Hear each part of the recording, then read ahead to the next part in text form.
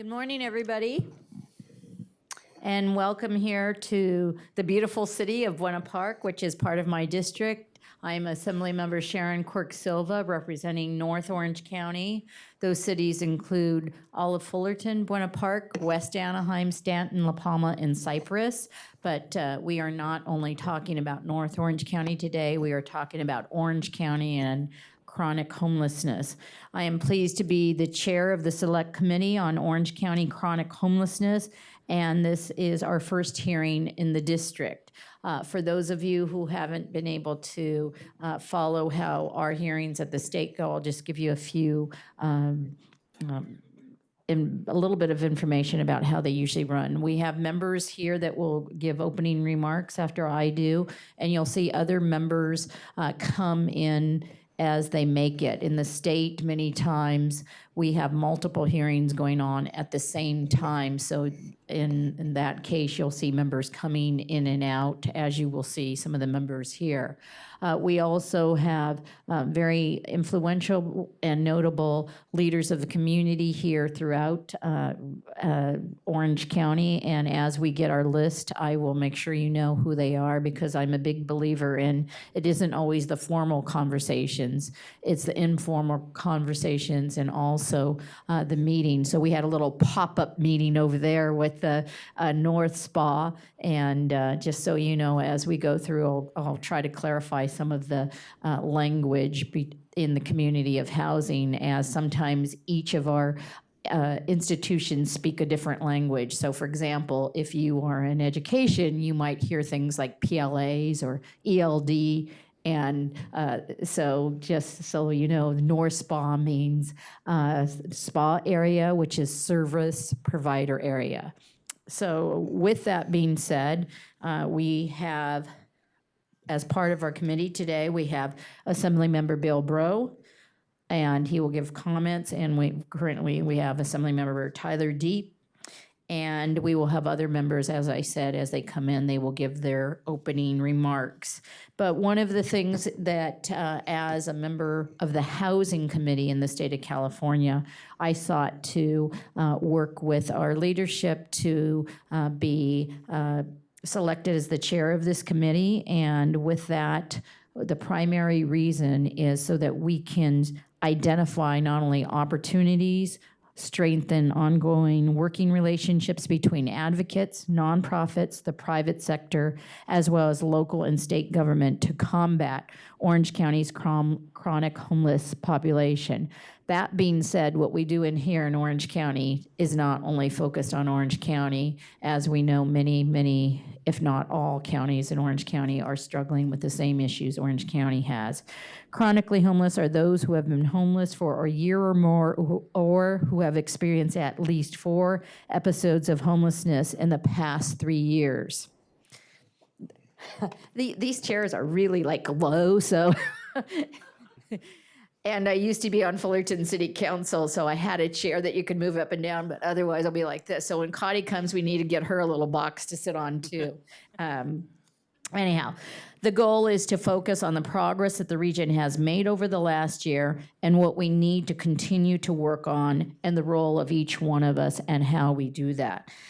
As many of you who know, who may be in our audience, who are working tirelessly on this issue, this is not one simple fix. It's not easy, it's complex, and what I will absolutely not even take as a solution is let's bus everybody out to San Bernardino or to the desert because it's cheaper over there and they can all deal with that. See, that's not a solution.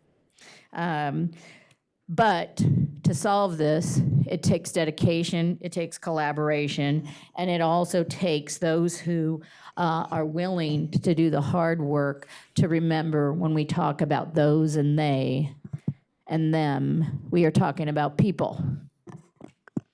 So that being said, I would like to invite my colleagues to make opening comments, introduce yourself and your area you are from, and we'll start right here with Assemblymember Bill Breaux. Well, thank you, Assemblymember Quirk-Silva. One, for convening this important hearing today. Proud to be a member of this select committee. I want to thank the City of Buena Park for hosting us today. Thank you all for coming out to hear from our panelists to address this very important issue of our time.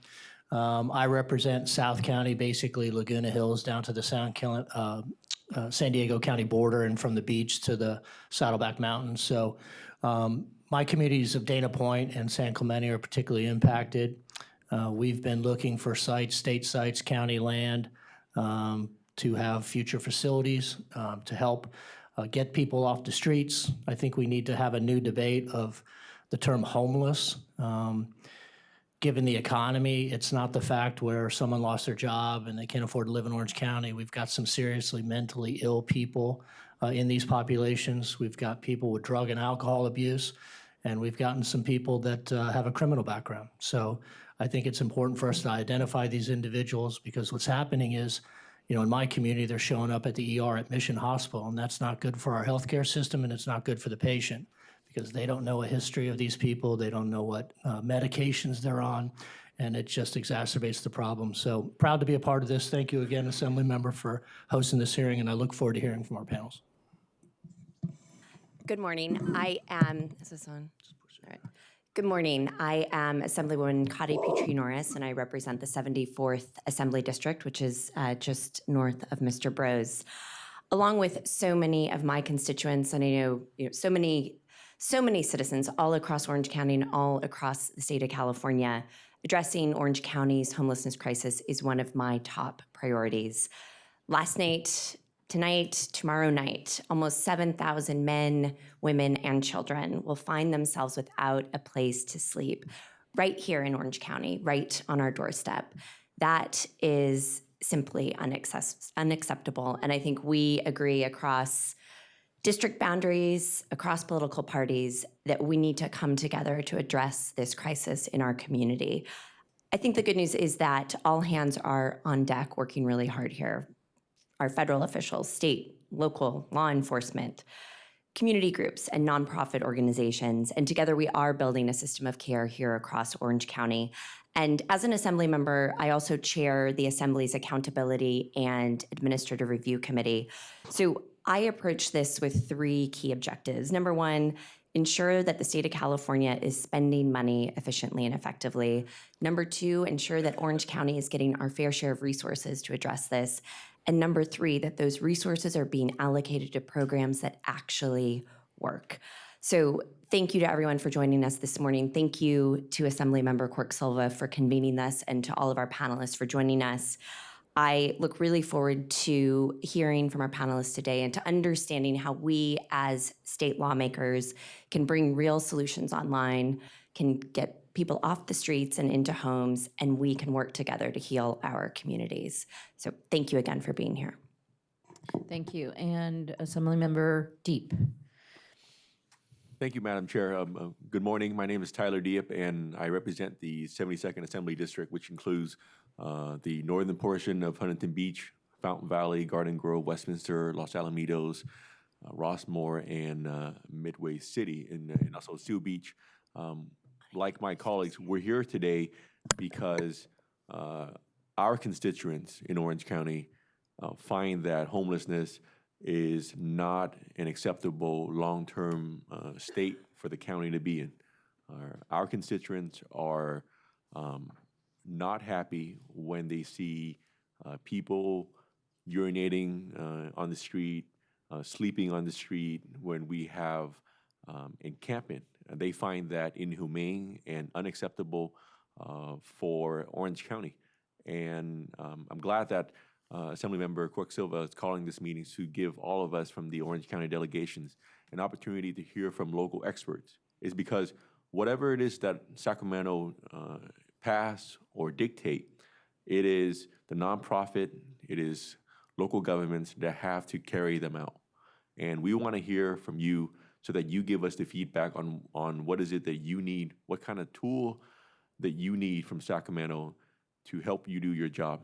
Really appreciate, I see a lot of nonprofits here today. It's also a representative from the county healthcare agency, CalOptima, and also our law enforcement partner, because We need to know what is it that we can do in the 2020 legislative sessions to give you the tool to combat this issue in a humane way, where this problem is not something that should continue or persist in California, when we pride ourselves to be the 5th largest economy in the world, but yet we have the largest homeless population in the country. So with that, thank you very much, Madam Chair, for convening this meeting. Assembly member. Hi, good morning. I'm Assemblywoman Christina Garcia, and I am not from Orange County.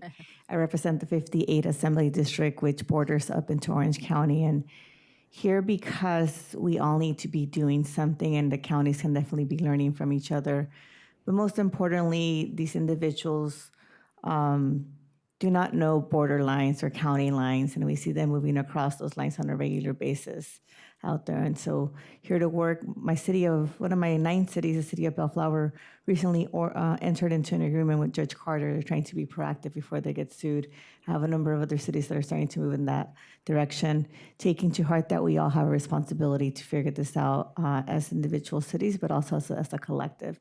So happy to be here to work with my colleagues across county lines to make sure we're working as one collective for the state. Thank you. And you will see other members perhaps come in. I would like to acknowledge before we begin our first panel is some of the local electeds who are joining us, and also our city manager. We have right up front his city from Buena Park, Mayor Art Brown. Those of you who don't know this, he has served in all 3 branches of the military and is a former sheriff, and is a proud member of the Santa Claus Club.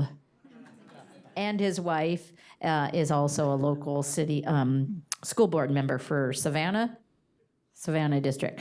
We also have from Cypress here, Mayor Stacy Berry. Stacy, stand up.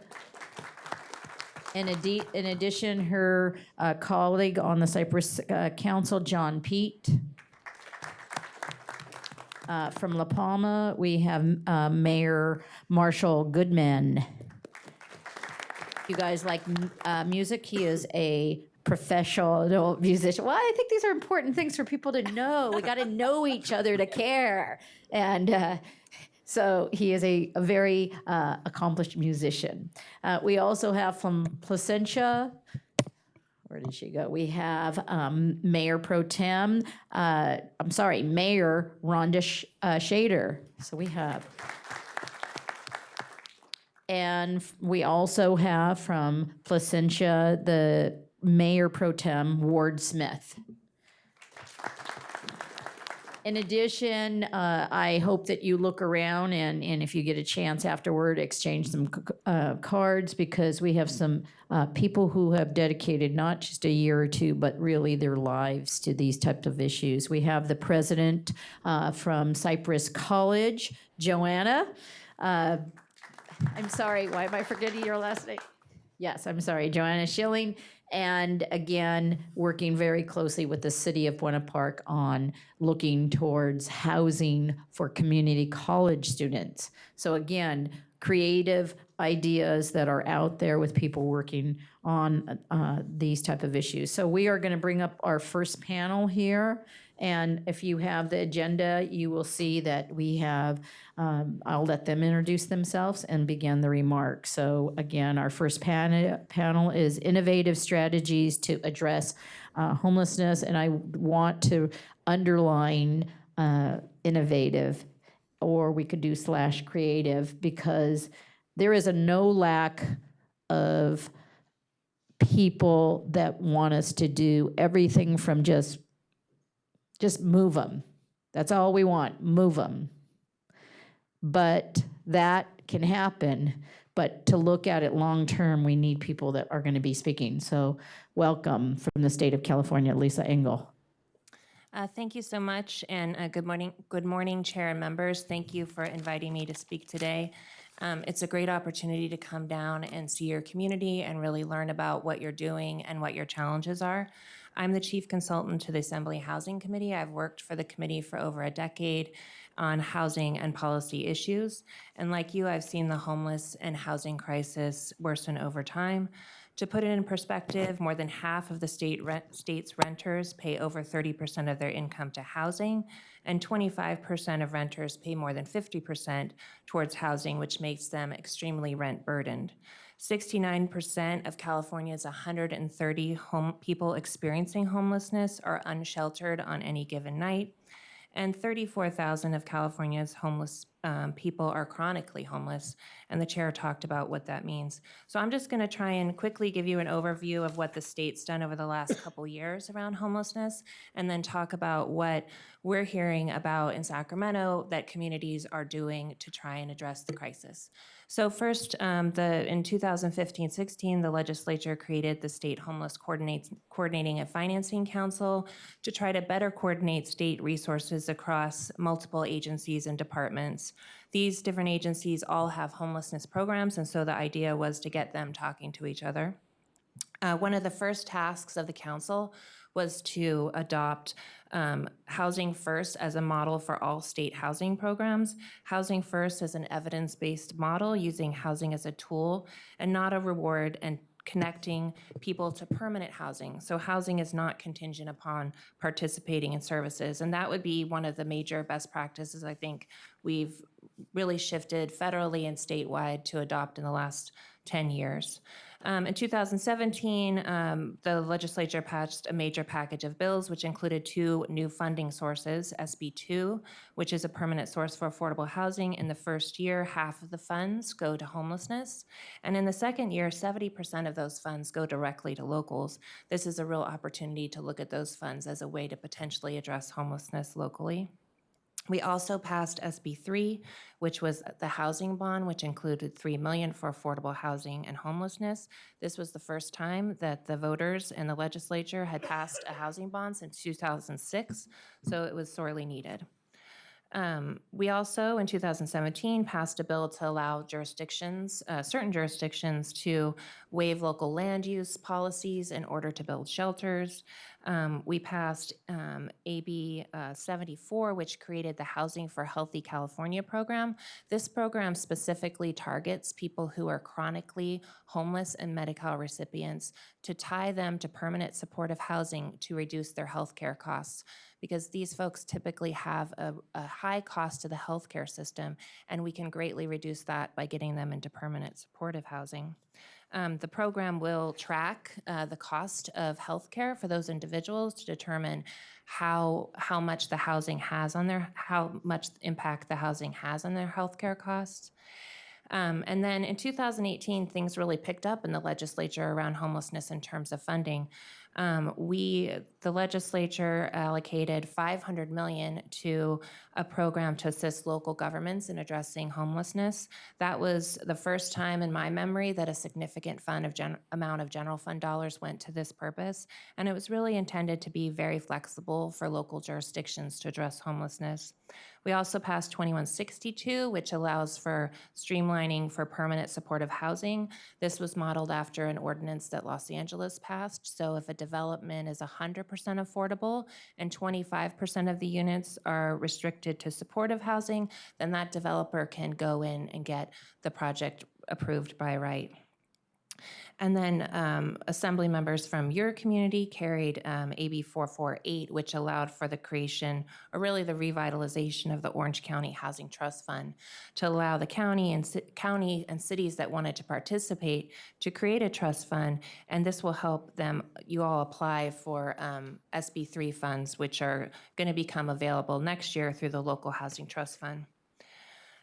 2019, the legislature allocated another $650 million to assist locals in addressing homelessness. In the budget, we streamlined low barrier navigation centers. Low barrier navigation centers are a good thing to highlight as a best practice. These are shelters that are service enriched. They move people to permanent supportive housing and provide case management on site. Low barrier refers to the fact that barriers are reduced to try to get people to come indoors. So they allow for the presence of partners, pets, storage of possessions, and privacy. The legislature passed AB 1482, which is a statewide rent gouging cap and just cause to protect tenants in place. It has a 10-year sunset. And the legislature passed two bills to prevent discrimination against Section 8 vouchers and VASH vouchers. So hopefully that will help those vouchers be more useful in the community.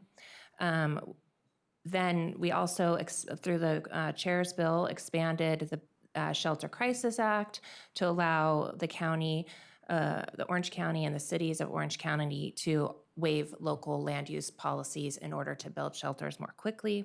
SB 450, which makes it easier for communities to convert hotels and motels to supportive housing by creating a CEQA exemption.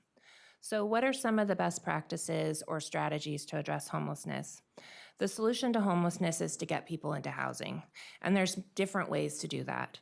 We know that housing first is an effective model to do that. It's particularly effective for people who are experiencing chronic homelessness because they often have addiction issues, other challenges to staying housed. And so by allowing them to come into housing first and then deal with those issues second, they're more likely to come in. Housing first paired with supportive housing, which is housing that is accompanied with supportive services, it has a 98% success rate according to the National Alliance to End Homelessness. So a variety of communities have passed local bond measures to fund affordable housing and for permanent supportive housing. Los Angeles passed HHH, which is $1.2 billion to fund hopefully 10,000 new supportive housing units. Alameda County, Santa Clara County each passed bond measures to fund housing for vulnerable lower income people. Again, low barrier navigation centers we're seeing here in Orange County as well as San Francisco and Los Angeles. Those are shelters, again, where you're reducing the barriers and encouraging people to come indoors. Some jurisdictions are supplementing VASH and Section 8 vouchers. So those vouchers can be used to pay the rent of lower income people, but sometimes they are not enough in the market. So HUD caps the fair market rent or the amount that voucher can be used to pay. So San Diego, for example, is subsidizing those units, and this could be a potential use for SB2 funds, which are, again, a very flexible source of funding, and locals get to decide how to spend them. Those funds, I don't think I mentioned this earlier, will become available this year.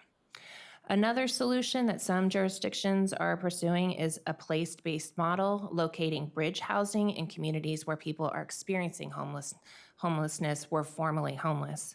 So a common myth is that people experiencing homelessness are not from the community. But a UC Irvine study found that 7 out of 10 people in Orange County that are homeless had lived in the county in the last 10 years. This is also a common myth about San Francisco, but has been found to be untrue.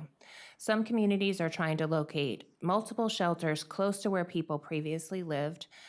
Sometimes it's bridge housing. Bridge housing typically has a limit on the stay, but focuses on moving people into permanent supportive housing. Cities and counties are starting to collaborate regionally. We're seeing that here through the North Spa partnership that you've developed to build 2 full-service navigation centers. The funds that are available in this budget cycle through HAP require a regional plan, so that's a way to sort of encourage local collaboration. We're also seeing motel and hotel conversions, which are optimal for shelter or supportive housing because they already are configured as a single room with bathrooms and sometimes kitchenettes. Motels can sometimes been the site of past criminal activity, so by converting them to shelter or supportive housing, they can be turned into a useful part of the community. Some jurisdictions are aligning their homeless and housing departments so that they have a shared vision because affordable housing supply is significant, if not the solution, to homelessness. Other jurisdictions are creating local flexible housing subsidy pools. These pools are, in most cases, are targeted at people who are high users of the healthcare system. So they're focused at achieving housing stability, resources for health and mental health services, and case management. In LA, they targeted their highest users of the healthcare services. They used Medi-Cal dollars, philanthropic funds, and local funds. Some jurisdictions are using these funds to keep people housed, to fill in the gaps. So if you're missing your first month's rent, if you need a security deposit, focused at preventing people from becoming homeless. Others are using it as a landlord incentive to rent to vulnerable populations by setting funds aside that can be drawn down for security deposits, furnishings, and tenant damages. So I put together just some possible next steps. This is certainly not an exhaustive list, but at the state, sort of thinking about what we can do better to support local efforts. First is that California funds over 18 different programs specifically targeted at ending homelessness at 6 different state departments. And each department has a different mission, culture, and knowledge of housing-related or housing issues. The chair carried a bill last year, AB 816, to try and align those different programs, and that would be a way to create cost efficiencies and to really determine kind of what our investment is and how to streamline it. California has been using Medi-Cal funds through the federal whole person pilot to pay for services and case management and wraparound services for people who are homeless. The whole person care pilot is coming to an end, but DHCS has put out a new concept to create a benefit around services, case management, to potentially take the place of the whole person care pilot. And again, this is a way to try and provide case management and services to house our most vulnerable, chronically homeless Medi-Cal recipients. We also could create a statewide data warehouse to coordinate resources at the state level to address homelessness. Local jurisdictions are also looking at best practices to prevent homelessness, which is a great idea. We need to think about sort of how to focus those on those that are truly at risk of homelessness. People who are homeless for a few months tend to have a harder time getting back into housing because they lose their job, they have health impacts. And so we need to think this is we are seeing more people fall into homelessness as we try to house people. So we need to push these ideas forward, but think about how to do it best. And then finally, the homeless population is aging as our overall population is aging. Research by Margaret Kushal with UCSF shows that a growing segment of the homeless population are seniors. She found that Americans born in the second half of the baby boom, 1955 to 1965, have an elevated risk of homelessness throughout their lifetime. And she found that some seniors had never experienced homelessness but were becoming homeless because of a sudden health crisis or job loss or a spouse dying, and many are in poor health. So seniors are really acutely impacted by the housing crisis. Among renters age 50 or over, 30% spend more than half of their income in rent and are considered severely housing burdened. So we need to think through strategies to address this growing senior homeless population. And that's my presentation. Thank you. Thank you, Lisa. Before we take questions from the members up here, and we'll just do that individually as each panel speaks, I think. And I do want to recognize we have some city managers, and for many of you who look at local government and everything they do, one of the things that people don't always realize is that city managers in cities where your city council members are not full-time, which is pretty much every city other than maybe Los Angeles and some of the major cities, the city managers are not only as invested, but play a huge role in how policy and everything from ordinances, anything that appears on an agenda comes many times from the leadership of this city manager. So we have here with us Jim Vanderpool, representing Buena Park. We have Laura Murray, representing La Palma. We have Ken Domer, city manager of Fullerton. And we have Chris Zapata representing Anaheim. And this is a big deal, and I say that they're kind of like just barely raising their hand. But the reason is to run a city is a huge and time, and they have everything literally from fires that we've seen in Fullerton and across the state, and that they're choosing to spend 1 or 2 hours with us is really meaningful because I think that it shows their dedication. We also have we have Aaron France from the city of Buena Park. But if you are also working for a city or involved in government housing policy, why don't you just stand up so we kind of know who's out there? You're either working for the county, you're working for the state, you're working for a city. There's somebody raising her hand back there. Toby. Guys, stand up. It's okay. Look, we want to see you. There we go. So these are the people who take all this stuff that people like us say that, why aren't we doing this? And then they sit there and they have to implement. Sometimes it's a good idea, and sometimes it's like, who the heck are these people telling us to do all these things? So those are some of the people here. With that, do we have any questions from the member for Lisa Engel? Thanks for being here with us this morning. I want to dig into a point that you started to make about this kind of bewildering array of programs and funding streams. Because the truth is, we're spending a lot of money. We've got a ton of funding programs.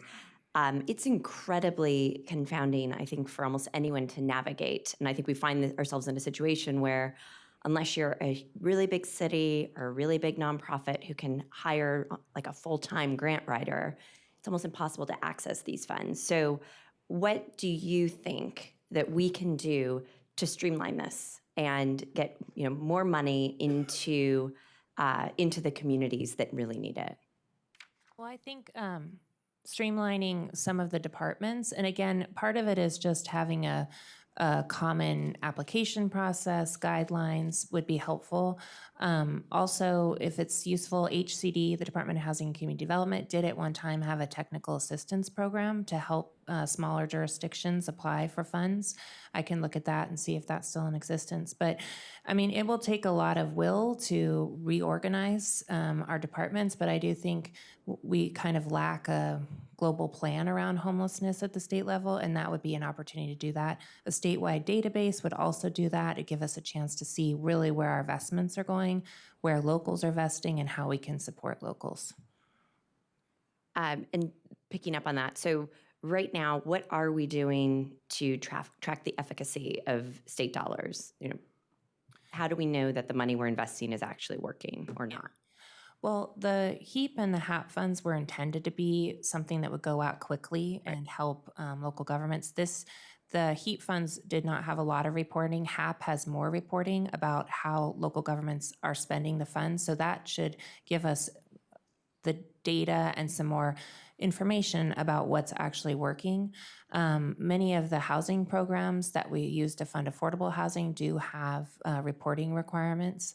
So I think, again, the first round of HEAP was really intended to get out quickly. The second round of HAP has more reporting and more ability to look at how the funds are being invested. Okay. And then just to clarify on HEAP and HAP for the people who are not in the housing world. So HEAP was the first round of funding.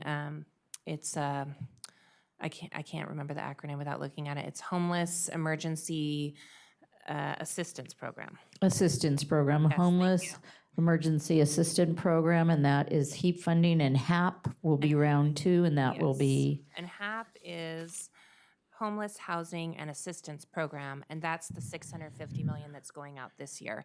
And that's going to continuums of care, which are local county entities that receive federal funds around homelessness, cities, the big 13 cities now, and counties as well.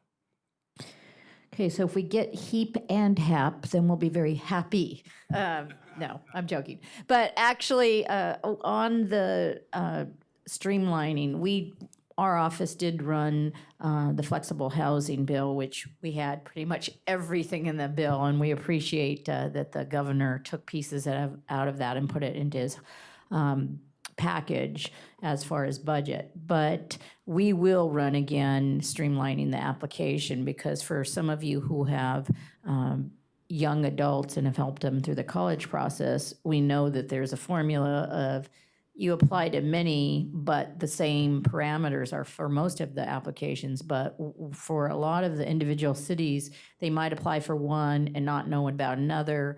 And if we could streamline that, so maybe even deadlines and so forth become much more like, this is the time our city has to get these applications in.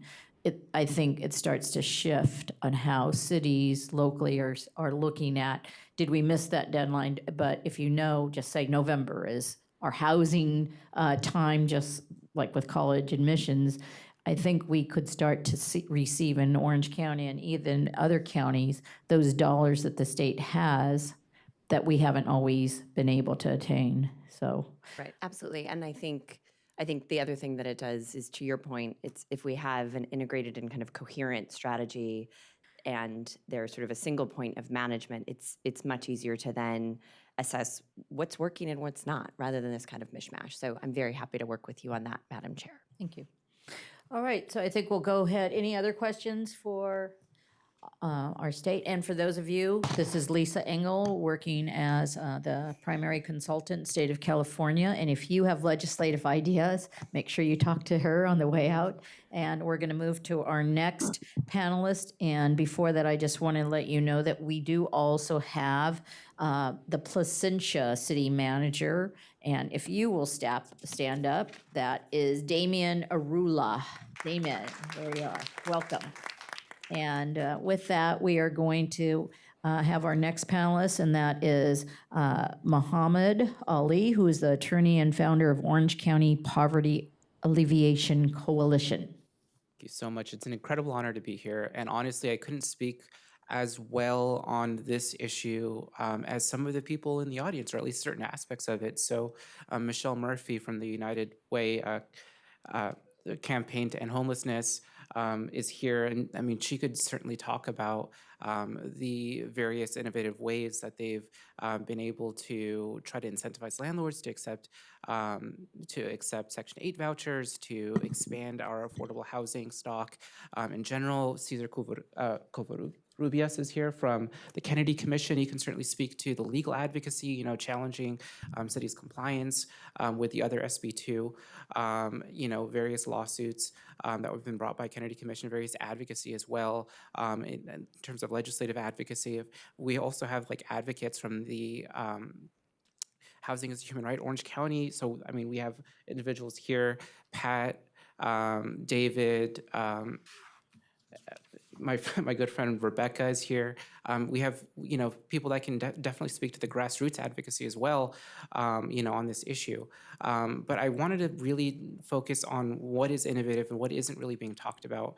And I wanted to kind of begin with the familiar principle of the 80-20 principle, and start with this notion that maybe it's the case that 20% of the population are really giving the other 80% this stigma of causing problems, of fueling crime, of being the addicts, of being people that aren't worth our help, or people that if we do try to help, if we do try to build shelters, if we do try to build housing in our communities, they're going to create all of these impacts in our communities. We can't build shelters too close to schools. We can't build shelters too close to homes that will impact their property values because of the crime that's associated with this homelessness population. And this stigma, I think, is a reason why we have all this money that is available and all these great programs that are available, but really overcoming the public opposition to this NIMBYism to providing services. That is a huge barrier, and it's hard, and it's very rare to find the local leader, the local city council member that's willing to stand up to sometimes overwhelming public opposition to these programs. So starting with this notion that maybe it's time to focus on that 20% and really start to truly understand their issues. Yes, we do have this issue of drug addiction that's really prevalent among this population, but why do we have that problem? And why is there an opiate crisis? Well, it's because I would humbly submit we aren't we aren't employing evidence-based best practices in dealing with this intersection of drug addiction and homelessness. And what is this evidence-based best practice? It's the medication-assisted treatment for folks that have an opioid use disorder. And what is that? What does that mean? So medication-assisted treatment, which again is recognized, by physicians as the evidence-based best practice for dealing with opiate addiction, means combining therapy with actual, medical intervention in terms of, pharmaceuticals. So opiates, and forgive me, I'm gonna have to speak a little bit about like the science, a little bit about the law, and a little bit about the public policy around this issue for us to truly understand, what is the best way of solving this. But so starting with the science, you have opiate receptors in your brain. And your brain actually produces endogenous morphine. So it's a naturally produced chemical in your brain. You produce endogenous morphine or endorphin in order to calm your body down, in order to numb pain when there's been an injury, so you're not freaking out when you break your leg or you have an injury. So you have these opiate receptors in your brain, and you have obviously opiates which act on the opiate receptors, which it's used for pain treatment, and we have to understand that these are importantly, these are important medications used, appropriately. And we shouldn't stigmatize people that actually need, pain medication. But at the same time, obviously, it has these effects of increasing tolerance and creating this condition of addiction. And unfortunately, when you have doctors that are being lobbied by the pharmaceutical industry to overly prescribe, the opioid crisis, now we see, prosecutions against, the Sackler family, and prosecutions against, the pharmaceutical industry for essentially creating, this opioid epidemic. We do have the effects of that locally. When we are seeing this, affecting folks in Orange County. We do have an opioid crisis in Orange County, and I know that Assemblywoman Petrie-Norris is focusing on this in Costa Mesa. We're trying to deal with the fact that there are perhaps irresponsible sober living homes and people that are essentially gaming the insurance industry in order to bilk as much money out of insurance policies without actually fixing this the condition of opioid addiction that people are experiencing, and they're not using evidence-based best practices. So medication-assisted treatment uses a couple of different drugs in order to either bind to the opioid receptors as an antagonist. So buprenorphine is an opioid antagonist, which means that if you're on a drug called buprenorphine, you will not be able to get high. It has a greater affinity to the opioid receptors, which means that you won't be able to get high even if you were to try. You'd have to do a lot of heroin in order to blow off the buprenorphine or the Suboxone binding to your opioid receptors, which means you won't be able to relapse. So, and if you get somebody on this drug called buprenorphine, you are able to essentially get them out of this condition of having this craving for opiates, and at the same time prevent them from being able to relapse. The problem with that is that you have to take this buprenorphine daily, and oftentimes when people with worsening addictions enter our criminal justice system, they're not allowed to be able to continue taking their medication-assisted treatments in our jails. And so that's something that we can fix locally, and that's something that we can fix statewide. And I do think that this is going to have an impact on our homelessness crisis, because if we don't start taking this problem of opioid addiction, this opioid epidemic, which is claiming the lives of people who are not only homeless, but people who are housed at astronomical levels and at completely preventable levels, then we're not going to see an end to the stigma associated with drug addiction and all the problems that, of course, the next panelist is going to be able to speak about in terms of the crimes and the complaints from the community. We're not going to see an end to that unless we have essentially locally this issue fixed by allowing people, when they go to jail, upon booking to be able to continue taking their drugs, including buprenorphine, or sometimes they're prescribed methadone, which is another drug used in medication-assisted treatment. If we don't see that change, then essentially what we're expecting people to do, and I've had this experience, is they're on the streets and they're told a million times by, the outreach workers, you need to get help with your addiction. You need to start helping yourself. You need to get off the streets. You need to deal with your drug addiction. So what they do is they go to a methadone clinic, or they go to, a Suboxone clinic. Then they get on methadone, they get on Suboxone. And then what happens? They get picked up by the police for violating any kind of, status or any kind of, crime associated with being homeless. Happens all too often. They go to jail. They're doing everything they're supposed to be doing. They're taking their treatments, right? But when they go to the jails, they're told, we're not going to give you your methadone. We're not going to give you your Suboxone. We don't do that. So what they do instead is they give you a drug to essentially transition you off of that, to get you off of methadone. So they give you various drugs like, aspirin, or drugs for the various side effects of opiate withdrawals, like vomiting or diarrhea, extreme pain, extreme discomfort, and so they're treating the symptoms associated with opioid withdrawals in the jails, but that's pointless, because when they get released from the jails, either they're going to relapse back onto opiates, or they're going to go right back to what they should be doing, which is getting on medication-assisted treatment. So this is an issue that needs to stop. And currently in jails in Orange County, we recognize that people who are pregnant and on methadone should be continued on their methadone treatment, because we don't want to put their fetuses into withdrawal and essentially cause them to miscarry. So women who are pregnant are actually immediately upon booking allowed to continue taking methadone. However, that's not the case with every other inmate upon booking. So that needs to change locally, and I think that needs to change statewide. And so I basically did have a memorandum that I laid out all these issues. A recent case where in the First Circuit, the federal First Circuit Court said that this essentially violates the Americans with Disabilities Act to disparately treat people with different disorders this way in jails. So that's the law in the First Circuit. That case, the Arisstook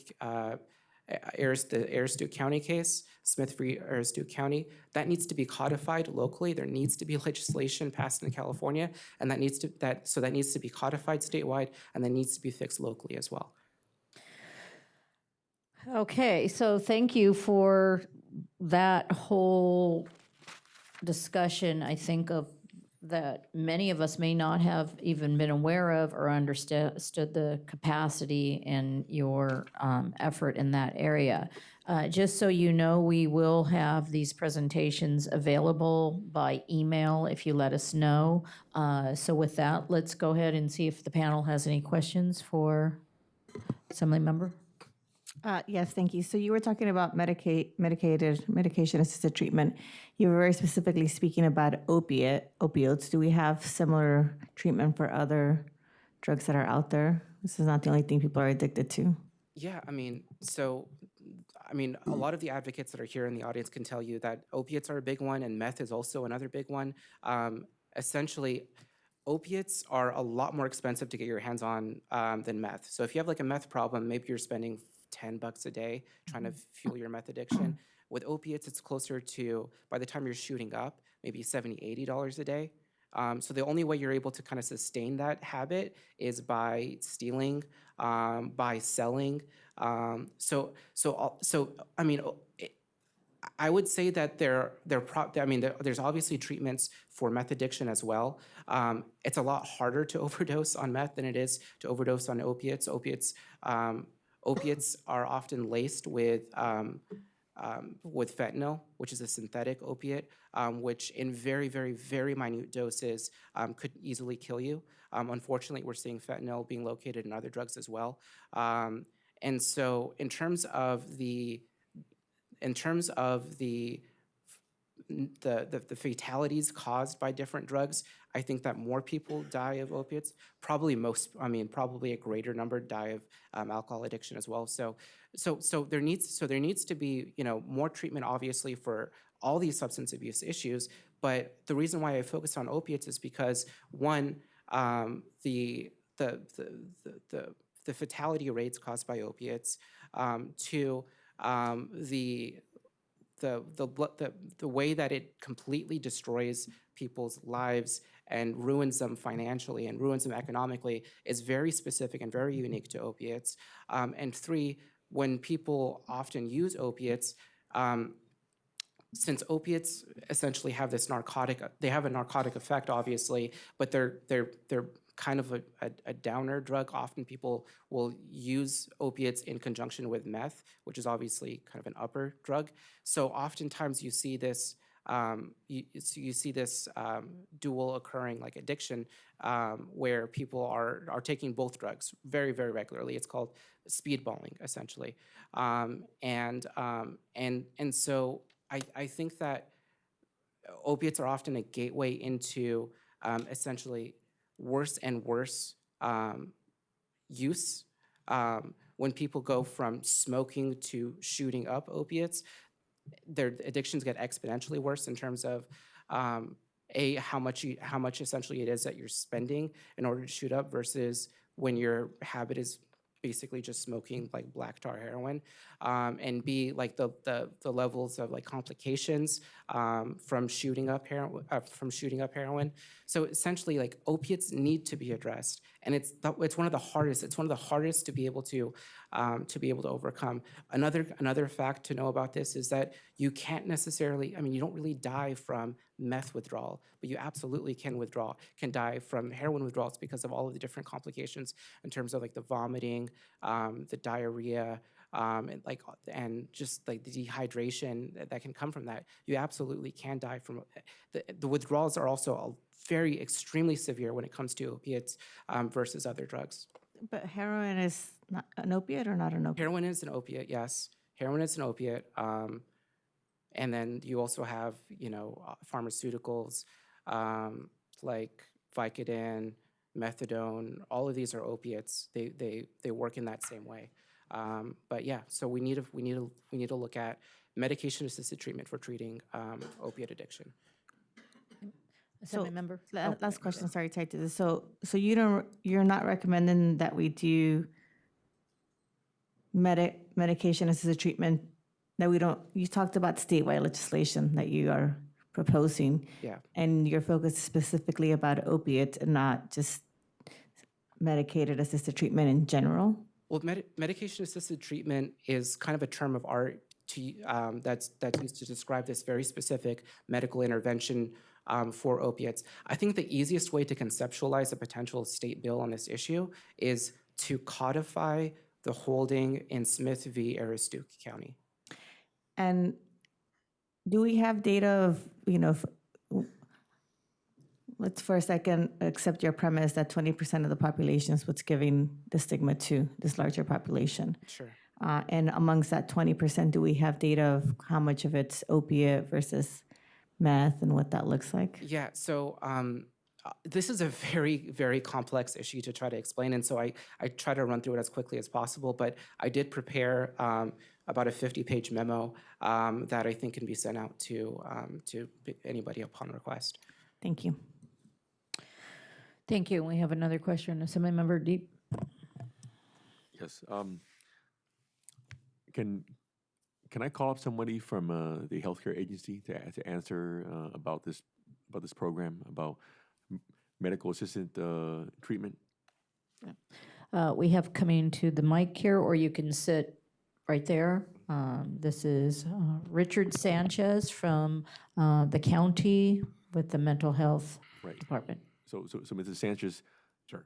Does Orange County currently offer this program to people who are temporarily detained when they have an addiction problem? Do we give them anything at all to treat their problem? So for incarcerated individuals, we do provide, as Mr. Ali said, pregnant women and AB 109 inmates, Suboxone and naloxone. Buprenorphine and naloxone. We are working on providing the other drug, Suboxone, as well, and we are expanding MAT, medicated assisted treatment, to all inmates as well. Do you need state legislation to expand this program? Funding would be cur- helpful. So it's more of a funding issue than the legal issues. As you may know, Medi-Cal is suspended while incarcerated. So all funding for treatment inside the jail is we have to find funding for other than Medi-Cal. That we cannot use any Medi-Cal nor MHSA nor any substance use dollars while they're incarcerated. So the struggle has always been funding. Okay, thank you. Is there anything else you'd like to add to what Just that MAT is somewhat new, medicated assisted treatment. We have found it to be very useful. We are also looking at reentry. So again, as the speaker said, they enter with a drug addiction. We are expanding this group may know, we are expanding our services inside the jail in terms of mental health and substance use. And so we're also looking at reentry. So when the person hits the streets, we want to make sure they are well equipped with medication to tide them for a period until they get their either Medi-Cal or other insurance coverage so they don't relapse. Thank you. So this, I think, is where we get into the complexities of who is on our streets, who is the most vulnerable in the sense of being really close to death, because if you've interfaced with anybody who has these addictions, they are a step away from death. And we haven't even talked about alcoholism. So addictions do play a role. I think what you started with, though, is the stigma that's attached to whether it be a mental health issue, which we know that there are many of those experiencing homelessness who do have mental health issues. We also know that they can have mental health issues and addiction issues and many other issues to compound what they are suffering on the streets, including health issues. So you may have individuals who have not only addiction issues, mental health issues, but some type of health issue, and that would be, as some of you know, I don't like to do it often, but I will, in the sense that would be my brother Billy, and he started out as a very strong, hardworking, all of the things that come with what you would want to see any of your family members. But through interfacing with alcoholism and with getting older and the mental health issues, and then he suffered from hernia that was not treated because we couldn't get him to get to actually make the appointments. And many times these appointments are not all in the same place. So I just put a face to this because this addiction and homelessness is not a Republican or a Democrat issue. It is not a political issue, and it doesn't have any, it doesn't choose somebody by economics. So we couldn't say that it's all the people in this area or all the people in this area. It doesn't pick by your social economics or your college degree. It affects many and every family in some ways that most of us don't want to speak about, and that's the stigma, and we talked about that at the last hearing on sober, which is that if somebody comes in and they are diagnosed with cancer, we immediately rally around them. Let's get meals, let's get our Facebook friends to deliver meals, let's do prayer groups, let's do everything we can to support them. If somebody starts to have mental health issues or addiction issues, everything becomes really quiet, and we'll whisper that. When I talked about my brother's Billy stories, I had almost 1,000 text messages and emails, all with the same narrative. you know, I haven't really told anybody about it, but my brother suffers from this, or we've been dealing, and this is family suffering in silence. And then pretty much this family isn't there anymore because maybe they feel like they can't do anymore and they let go. And that is many times where you say, well, how does a senior have no safety net? How does somebody who have grandchildren or aunts or uncles, how does that happen? And the truth is, at some point, people just let go. So with that, we'll move to our, thank you, and we'll move to our chief. Chief Corey Sinus. Thank you, Assemblymember Quirk-Silva. I appreciate being here today. I'm honored to speak on behalf of North Orange County Law Enforcement. I want to talk a little bit about Buena Park and what Buena Park is doing, and then talk a little bit about some of the regional things we're doing in North Orange County. It was back in 2015 is when we really started to feel the impacts of homelessness in our community. Our complaints from members of the community regarding the homeless were on the rise, and our calls for service involving homeless accounted for about 15 to 20% of our total calls for service. It was becoming a huge drain on resources, and it wasn't getting any better. We started to have some serious discussions with City Council regarding our homeless issues. We all realized that we had to change our mindset and attitude about the homeless because what we were doing, which was mostly enforcement at that time, wasn't solving the problem. We had to become more proactive, and we knew that. We weren't doing any long-term problem solving. We were just kicking the can down the road. Then in 2016, our city council hired a consultant to take a deep dive into our homeless issues and make some recommendations on how we could better serve that population. Two of the recommendations which were implemented were to contract with a nonprofit that could help us with homeless outreach. We subsequently contracted with CityNet, and to hire 2 additional full-time police officers as homeless liaison officers to work with CityNet and to build and maintain stronger relationships between the police department and our homeless population. We started to see the changes in the way we did business when it came to addressing our homeless issues. We were becoming proactive, and we're now focusing on reducing homelessness in the city and the region by finding long-term solutions such as supportive housing for homeless individuals and families through outreach, community education, and multidisciplinary collaboration. We also understood that this was just not a Buena Park issue. It was a regional issue. In addition, we started building stronger partnerships with our other law enforcement agencies in the county, with Orange County Mental Health, and with several nonprofit service providers to bring as many available resources together for this multidisciplinary approach in ending short-term and chronic homelessness. Because we were becoming more proactive and going to spend more time on long-term solutions, we provided our HLOs and all of our first responders additional training to assist them in connecting with our homeless population. All of our first responders attended a 16-hour crisis intervention training course and spent some time working with our HLOs and CityNet. The CIT course is designed to train officers to handle crisis situations involving people with serious mental illness and developmental disabilities. Recognizing that a very significant proportion of our homeless population in Buena Park suffer from some form of mental illness, we also developed a closer partnership with the Orange County Mental Health Department, who are assigned a psychological emergency response technician, also referred to as PERT, to ride with our HLOs a minimum of 2 days a week.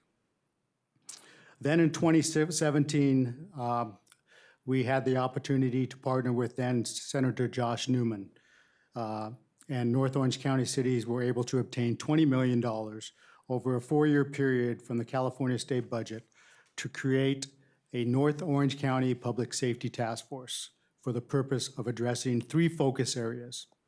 1 was youth violence prevention, 2 was programs that promote and enhance the successful reentry of offenders into our community, and 3, which has become our biggest focus area, homeless outreach and intervention efforts.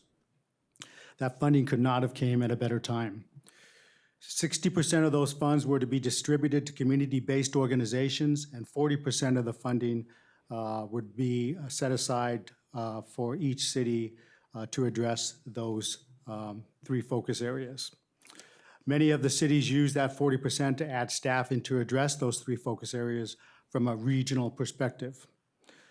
After the task force was created, what we started realizing was how valuable and critical it was to have a multi-agency collaboration, but also partnerships that we were developing with our community-based organizations.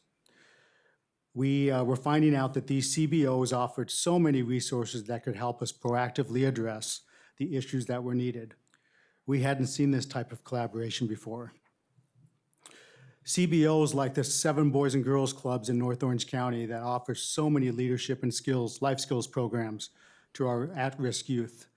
Big Brothers and Big Sisters that started a Bigs and Badges program here in Buena Park and Cypress, where police officers volunteer to mentor at-risk youth and make a positive difference in their lives so they don't become homeless, they don't become criminals, and they don't become gang members. Resilient Families of Cal State Fullerton that provide intervention and prevention services to high-risk families. And Sunburst Youth Academy, which serves youth ages 16 to 18 years old to reform their lives academically, emotionally, and socially. What we found is homelessness is here. It's been here for a long time, but where we were dropping the ball was not being proactive in preventing it from ever occurring. So we figured if we start partnering with these CBOs and addressing it, these kids at a young age and having an impact on them, they will never get to that stage in their life.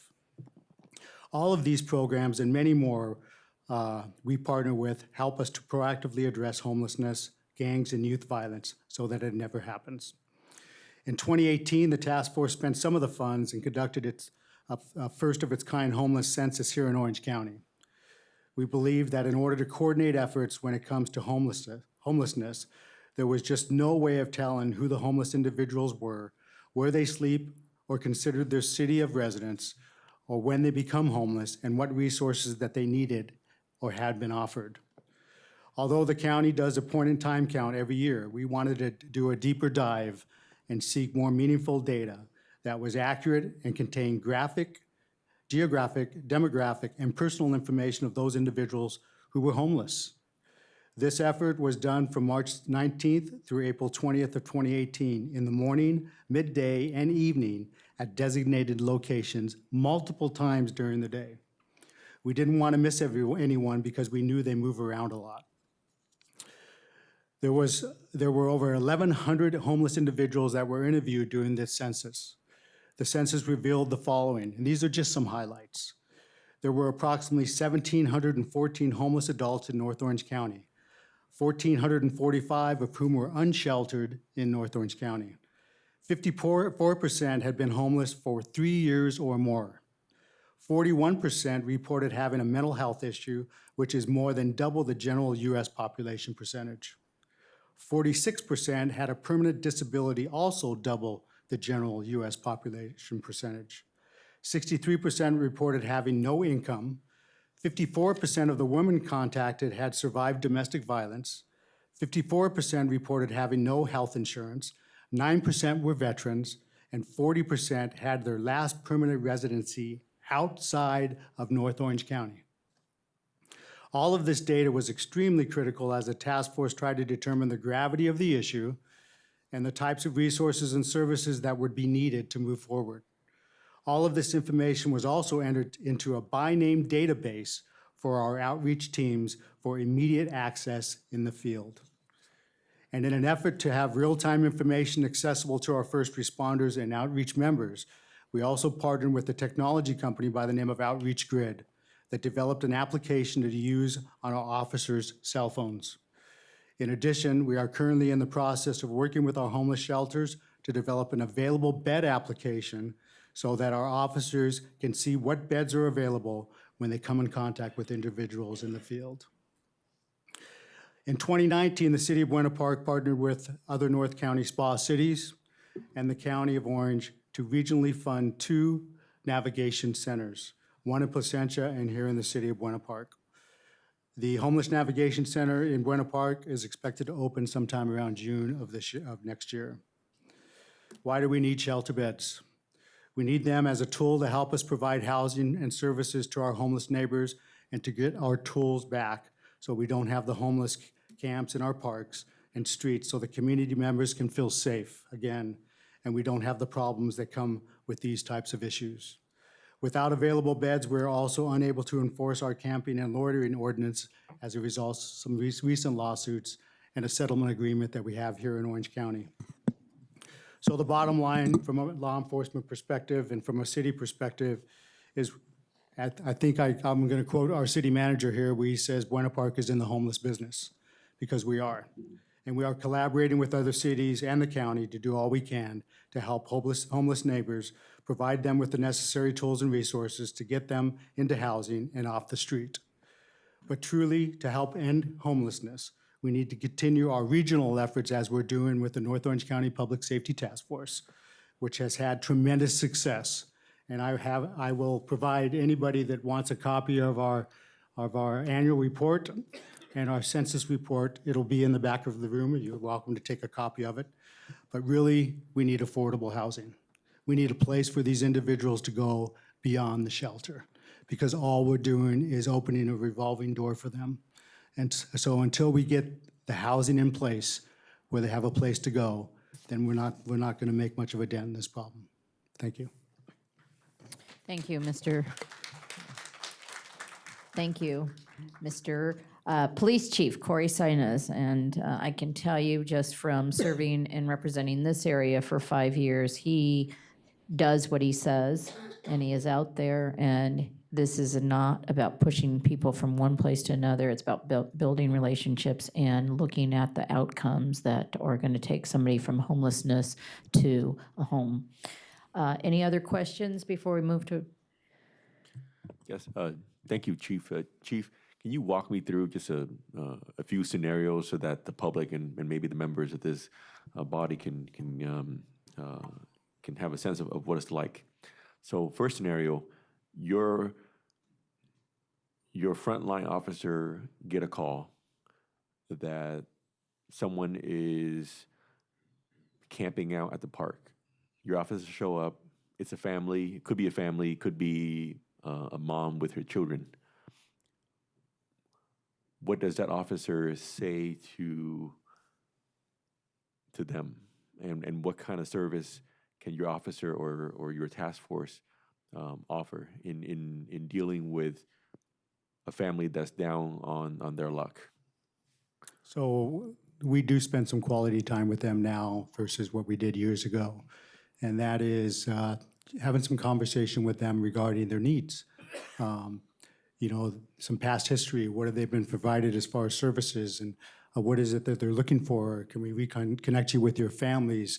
And now that our officers are now equipped with information on resources available, we're able to help connect them with resources to get them maybe into some form of housing.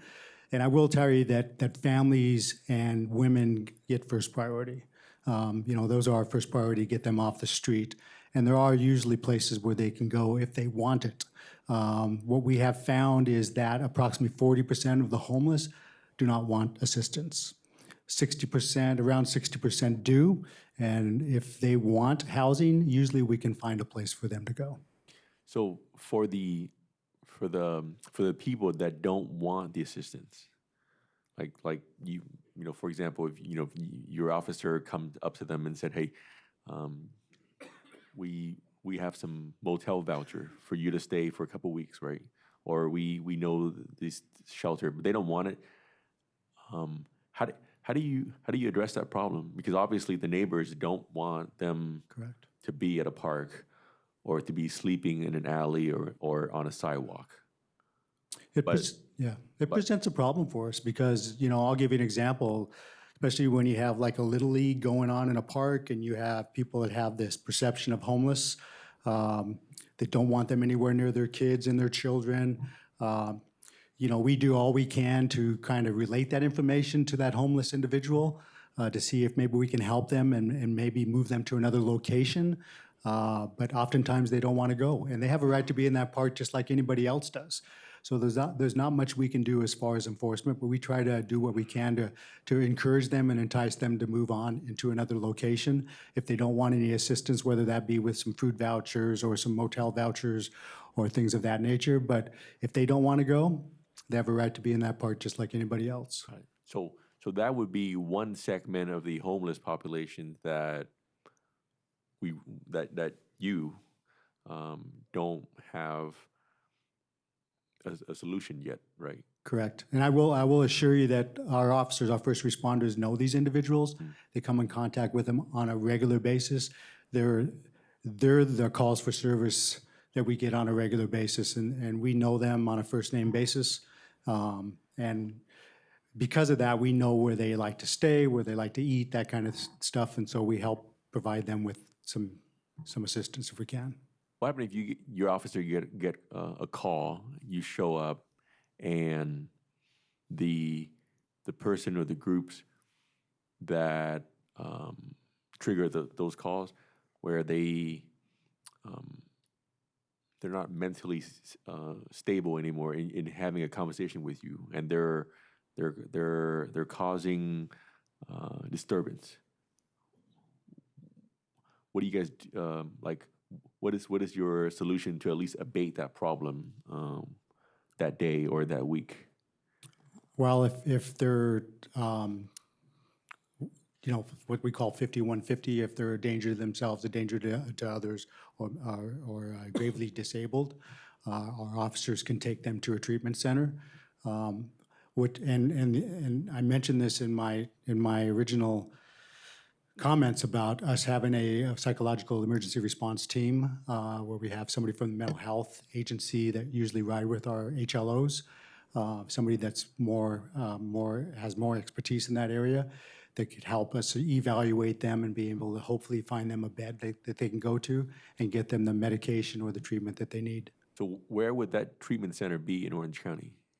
I don't know the names of them honestly, but there's multiple agencies that will, a lot of times they might go to the hospital first, and I believe somebody mentioned some of the hospitals being overwhelmed with patients that are either mentally ill or need treatment. A lot of times they will go to the hospital first, and then we call a psychological team out to the hospital to do an evaluation.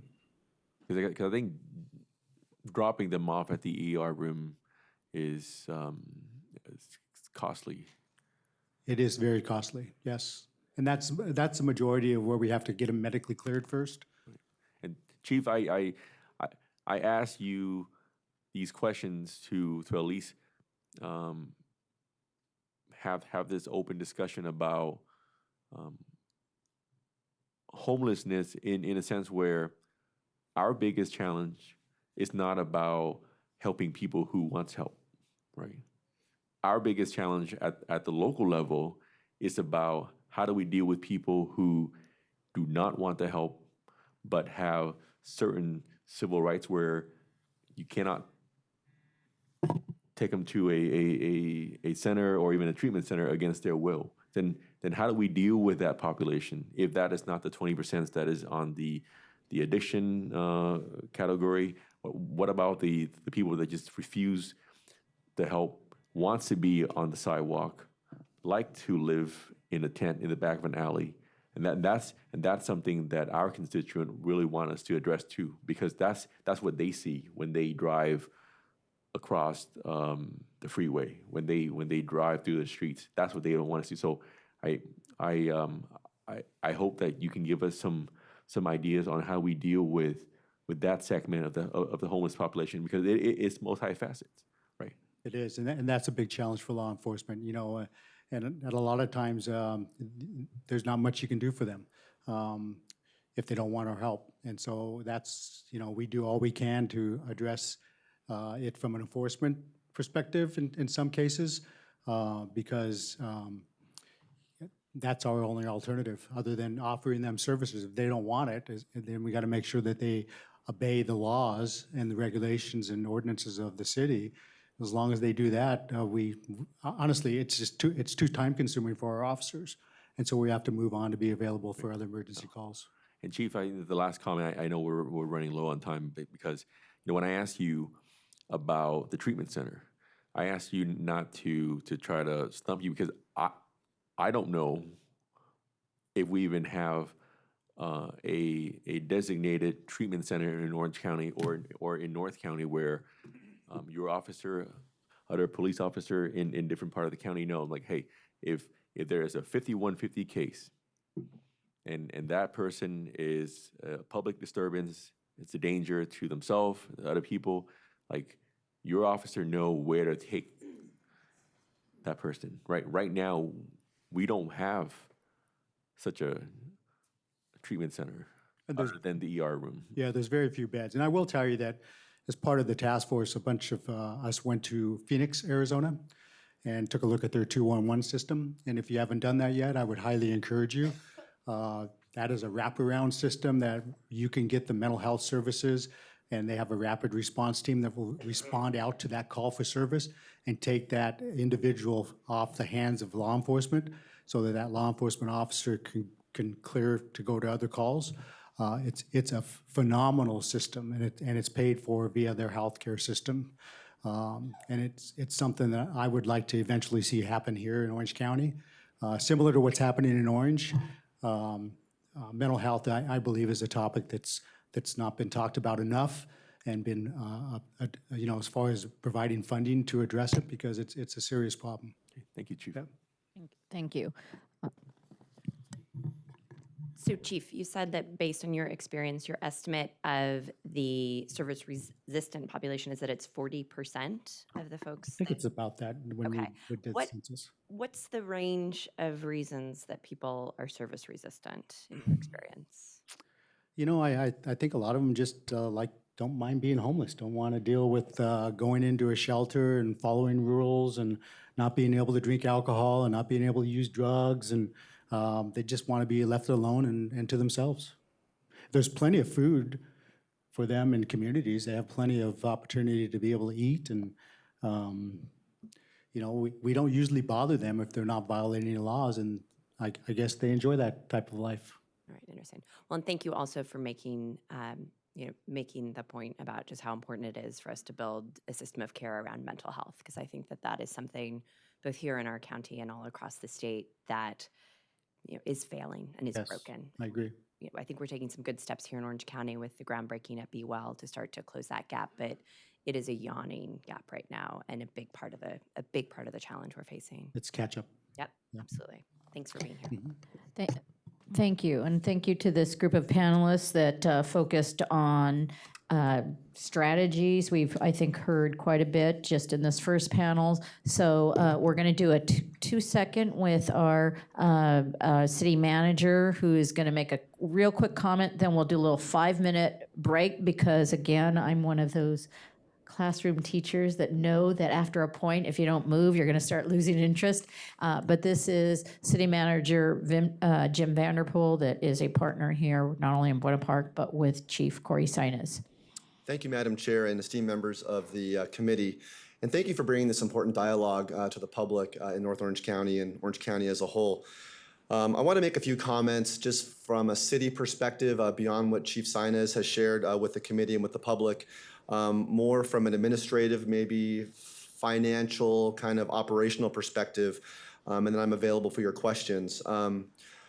Cities in California, with the exception of the larger California cities, are not prepared for taking the lead role in this issue, but we're certainly prepared to be a partner. We recognize that it's a regional issue, and solutions by a city basis or case are not necessarily the most effective.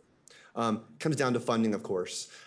Cities, we fill potholes. We keep neighborhoods safe. We provide park services. We provide senior centers, a myriad of safe water. Homelessness is not one that we have traditionally provided. The chief mentioned a dialogue that we engage with the city council in terms of, are we going into the homeless business? And not to be, light in any capacity, but it was a policy question for the city council. And as you think of the North Orange County cities that are going through sales tax measures just to maintain the services that they traditionally provide. When you think about adding homelessness services to that and the expenses related to that, it's quite a burden. We would request that the state look at possibly rewarding those cities and those regions that are working cooperatively to take this issue on proactively and possibly incentivize or reward those cities. When you look at the direct allocation in the legislation from this last year for the 13 largest cities, just our North Spa alone represent about almost 1 million people working collaboratively. So if there's some mechanism to do a direct allocation for those cities and those regions that are working cooperatively to get funding, I think that would really incentivize more proactive action. We're challenged with spending more on responses to homelessness, not even providing the sheltering yet, just the response to the dilemma that's in our neighborhoods. Police, emergency medical, fire, public works cleanup, and we cannot stop doing those services, and that would be the funding we could potentially provide to sheltering. I do want to touch on one thing the chief mentioned, and that is affordable housing. SB 2 was really established, as we understand, for affordable housing. We are diverting almost 100% of those funds for homeless sheltering, which is a critical need, but the need is affordable housing. And in 2008, when redevelopment was abolished and we lost that set-aside funding for affordable housing, it was critical. And if I can make a pitch to the legislators in this room and to your colleagues in Sacramento to consider increment financing in some capacity to bring back cities' ability to provide affordable housing, that would be phenomenal. And finally, North Orange County and the 12 cities that are part of this SPA, and certainly the County of Orange, they came up with a regional solution to open up 2 shelters and work collectively to fund not only the construction, but also the operations. We are happy to engage with you and your colleagues in Sacramento to do what we can to take our story to Sacramento, to take this regional approach to homelessness and solving homelessness. What we can do to help you deliver that message, we're happy to do that. Thank you, Madam Chair. Thank you, Mr. City Manager. So as we have a somber conversation, we also have light where we see people who have seen a critical issue and have responded. And so I really appreciate the not only local electeds that are here, but also the North Spa. Of course, we like the South, but really all of the county who is investing their time in this. So with that, we'll do I'm saying 3 minutes because that means if we don't say 3, people will take 10. So 3 minutes, and then we'll be back with our second panel.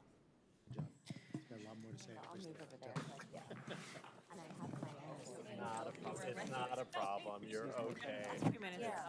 I'm 20 minutes from my house, and that's the far end of my district. If I were coming from Even at our chamber. south end of my district, it's 5 minutes. I border Orange County. Cerritos.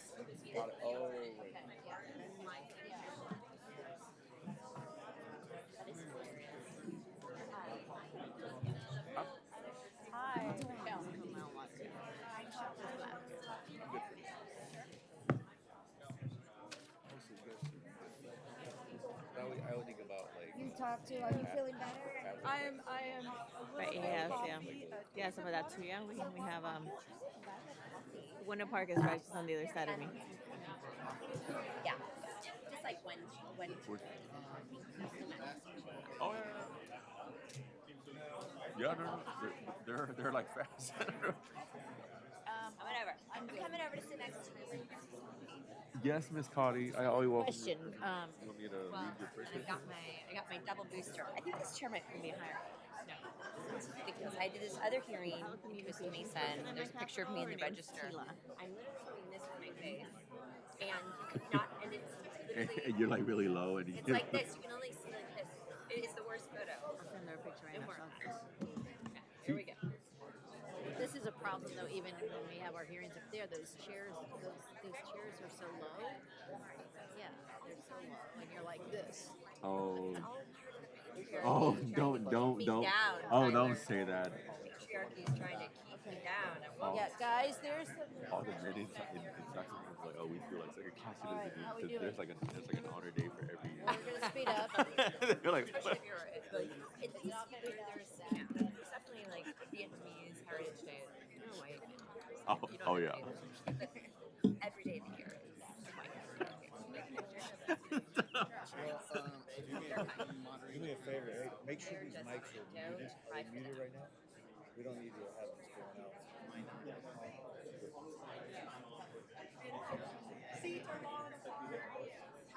I'm literally sitting on my computer. Oh my gosh. No, I'm good. I'm just sore. I did a yoga class. You guys have any like practice or something? I still feel Yeah, do you do regular yoga or hot yoga? I love hot yoga. well, I sometimes do hot yoga. Hot yoga makes Part me of the sweat. issue, but like just a crack. One in Sacramento, but it's too hot. It's called Judah. Well, like 90 degrees.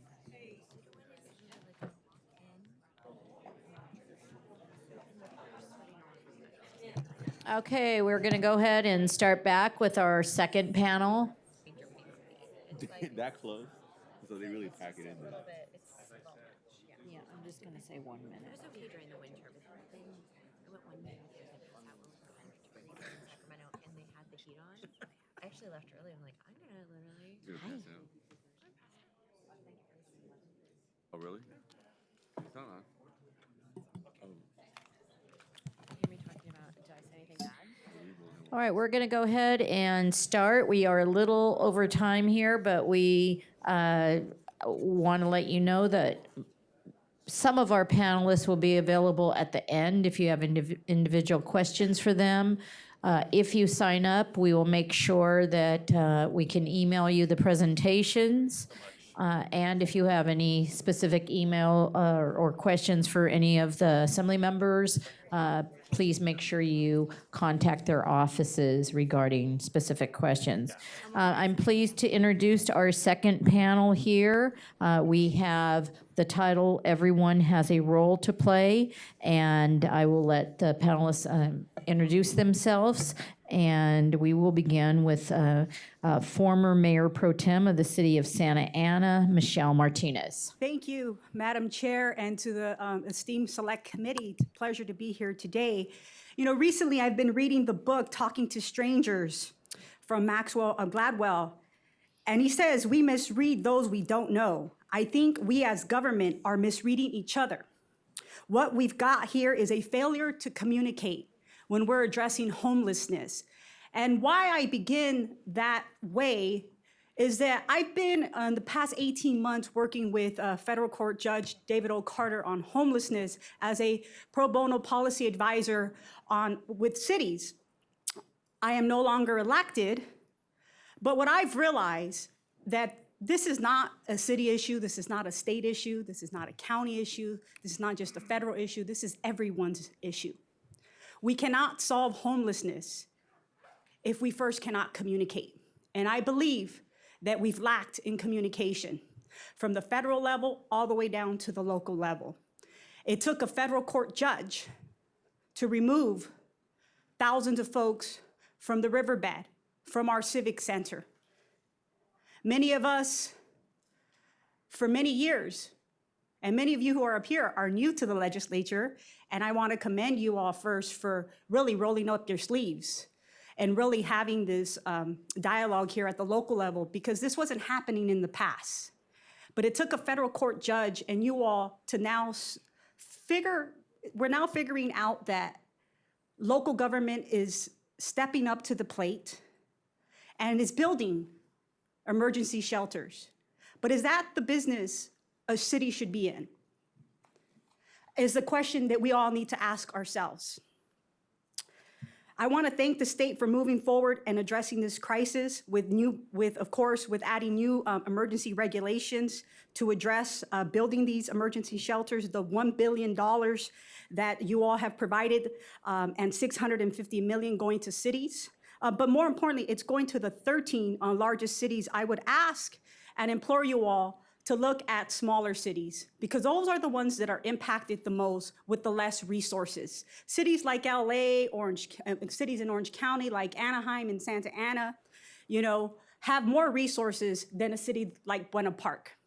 And so, or like a city like Costa Mesa, or a city like Westminster. There have been unintended consequences One-time funds to addressing homelessness for shelters is not the answer. And at the state level, a lot of these funds will be one-time funds. Cities cannot sustain these new shelters with one-time monies. And these are the things that we've been addressing at the federal court as cities have been settling. Police and fire costs were talked about. When we're addressing the homeless community, that is probably the biggest cost for cities, is fire and police services. Again, we are also not maximizing the public land that we own, whether it's federal, state, or local. We should be maximizing just building an emergency shelter on public land, whether it's state or local, and not being able to do integrated housing or taking property like motels off the property tax rolls does not help a city. And so these are some of the things that we've been talking about and some of the other unintended consequences that have created this homeless crisis that I see before us and that I believe that the state legislature could help local government here today. And that is when we talk about Prop 13 and also and SB 154 and AB 8, which is the property tax allocation formulas for cities. Not all cities are created equal. And so certain cities get certain percentage back on property tax. And that's not enough when we're talking about affordable housing, wanting to build, housing, permanent supportive housing. That comes also with additional resources for cities. Police, fire, public works, parks and recreation, I can go on and on. And so what we have here is a temporary solution that the federal court in Orange County has provided. Providing 1,200 temporary shelter beds is not a final solution for Orange County and or for the rest of this region or this state. I would implore you all to look at these funding allocation systems and funding systems that are sustainable for cities now that we're moving into this business. Because we cannot ignore this issue anymore as cities. It's in front of our face. The public doesn't care who the jurisdiction is, whether it's the county's role, whether it's the state role or federal role. They're looking at local city council members and mayors and saying, this is your job, you better address it. And so with that, I just want to end in the past 9 months that I've been working with Judge Carter on trying to figure out ways to help cities maximize their ability and really showing Judge Carter that cities are being impacted in ways like never before, whether you're dealing with pension problems, with Prop 13 that took away 40% of cities' local funding, 3% at 50 with the legislature passed in regards to pensions for law enforcement. All those things had unintended consequences for local municipalities. And so I think that as we move forward, this will not be addressed without also the cities admitting that we chose not to zone appropriately for affordable housing because not in my backyard. So we have to take responsibility for that many of us lack the courage to address the housing needs in our communities, the affordability problems that we are facing in our communities are now causing other unintended consequences, like single mothers and children who are ending up homeless that we've never seen at levels so high before. When I look at Santa Ana and I look at the link, and to see the amount of children that are in that homeless shelter with single mothers or an aging homeless population that's continuing to rise, this is just the beginning of our problem. Before it gets better, it's going to get worse because we do not have the housing stock in our communities to sustain the current growth in each of our cities. And so this is not an easy job. This is not something that the state is going to be able to solve overnight, or county government, or the city. It's going to take all of us together. We all have a role to play, but we also need to understand that the city should not be the leaders because we don't have sustainable funding streams to sustain what we have before us. And so with that, I just want to thank you all for continuing to go on this tour, because I hope that this is just the beginning of this select committee's tour here in addressing homelessness and hearing from the public and from those that have been addressing homelessness, not just in this county, but throughout this entire region, because I really believe the answer is at the local level. Those advocates that are working with the homeless population or the nonprofit organizations that have been rolling up their sleeves for 20, 30 years, that have also been addressing this issue. But what I believe at the end of the day that has been missing, it's the cooperation between all levels of government. We have seen over the past, in my 12 years of office, a disconnect of communicating with our state legislators, with our county officials, and wanting to address homelessness in a collaborative effort. And so here we are today, but I believe at this present moment, we have an opportunity to help mitigate the issues that are before us if we come together. So thank you. Thank you. Do we have any of our members have any questions for? I'd just like to make a comment regarding my not only friend but colleague from my council days, Michelle Martinez. And it's not just to see her passion working in these difficult scenarios that cities face as far as how do you allocate your dollars, what kind of budget do you have. And in many cases, I started on council in 2004 in Fullerton. And I can tell you from 2004 to 2012, when I left to go to the state, this was just emerging. So we did not have budget discussions about, emergency shelters, about navigation centers. As a matter of fact, I was on council when we had the death of Kelly Thomas, and that had not only the impact on our community to focus on Kelly Thomas was a schizophrenic man who many people knew in our city, but it also focused our city on police reform. It focused our city on what are we doing with best practices for homelessness. And it was really the very beginnings of this that has materialized and really exploded. So I know that some of the local elected officials who have had the opportunity to serve have seen from, in my case, 2004 to now 2019, a dramatic shift in the conversation. But now we have something in front of us, and the next question is, what do we do about it? So with that, I will introduce our next, sorry, go ahead. Hi. So as I've dug into it, I've realized, I think, similar to what you said, I think there's a lot of confusion in terms of what is the role of the state, the county, cities, all of our engaged nonprofits in solving this. And that before we can actually move forward, we need clarity on responsibility. And I think we also need to make sure that we're aligning responsibility with resources. So if you were starting with, a blank slate, what do you think is the role of the cities versus the county in being responsible for addressing homelessness in Orange County? We should support our land use and zoning to accommodate homeless shelters, navigation centers, whatever we want to call them, permanent supportive housing, attainable. I don't call it affordable housing. I call it attainable housing. I think those are the things that cities should be able to support. As it pertains to mental health, that is not in our purview. That's not something that we can do. Our police struggle, our fire struggle. That is more of a county role. So I think from being able to be supportive to designate the land uses and zoning to accommodate the housing that we need is the city's role.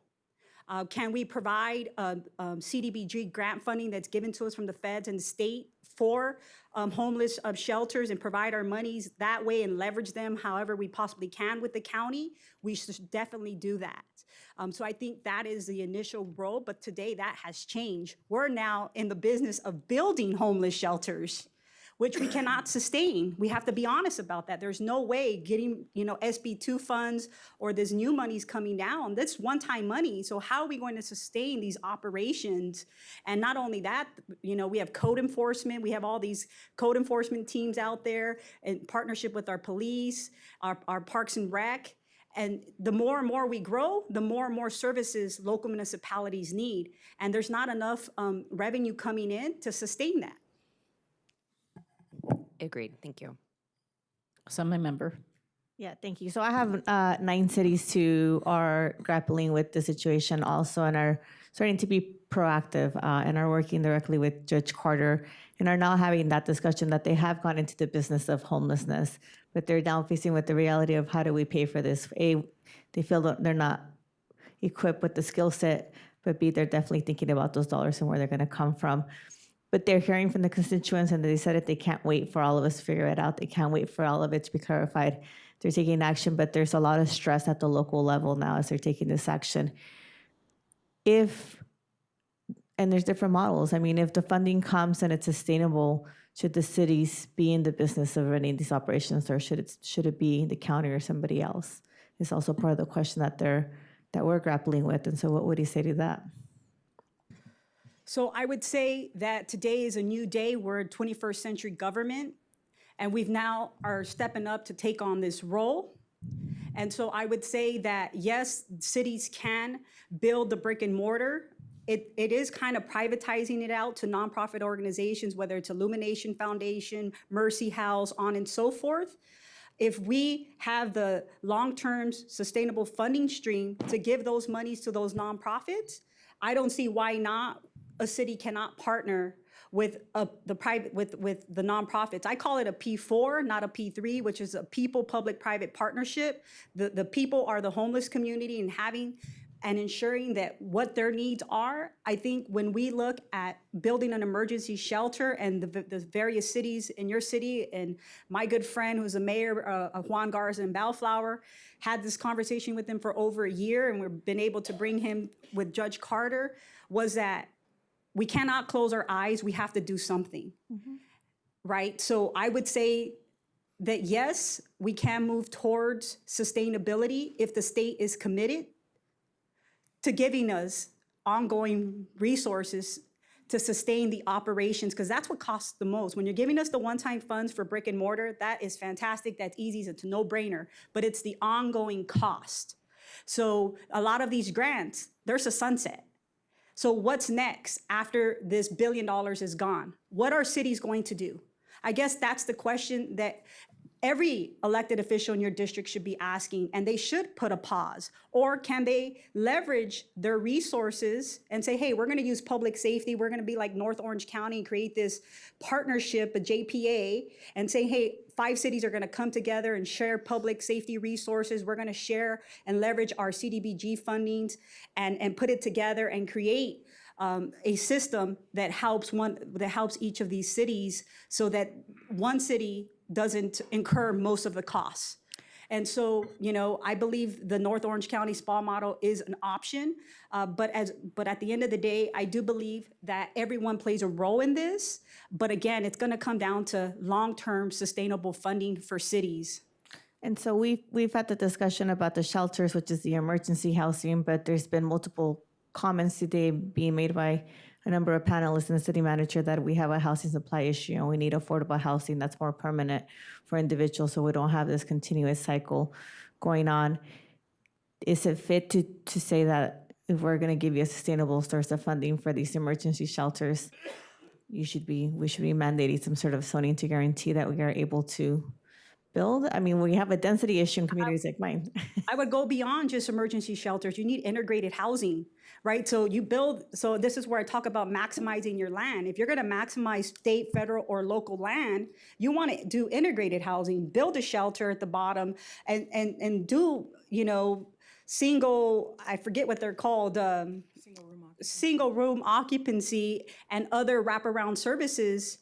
So you can maximize your land and maximize your resources and leverage as much as you possibly can. But just building an emergency shelter and spending millions of dollars and then trying to figure out, okay, where am I gonna find land to then build permanent supportive housing, on and so forth. I think if we want to end street homelessness, we have to look at integrated models and understand that specifically in your area, Assembly Garcia, you guys have a small footprint, right? So you guys are pretty built out. You're gonna either have to go up and look at the land that you have available, but you can't just build a shelter standalone and then try to find somewhere else to build permanent supportive housing, because it's never going to pencil out.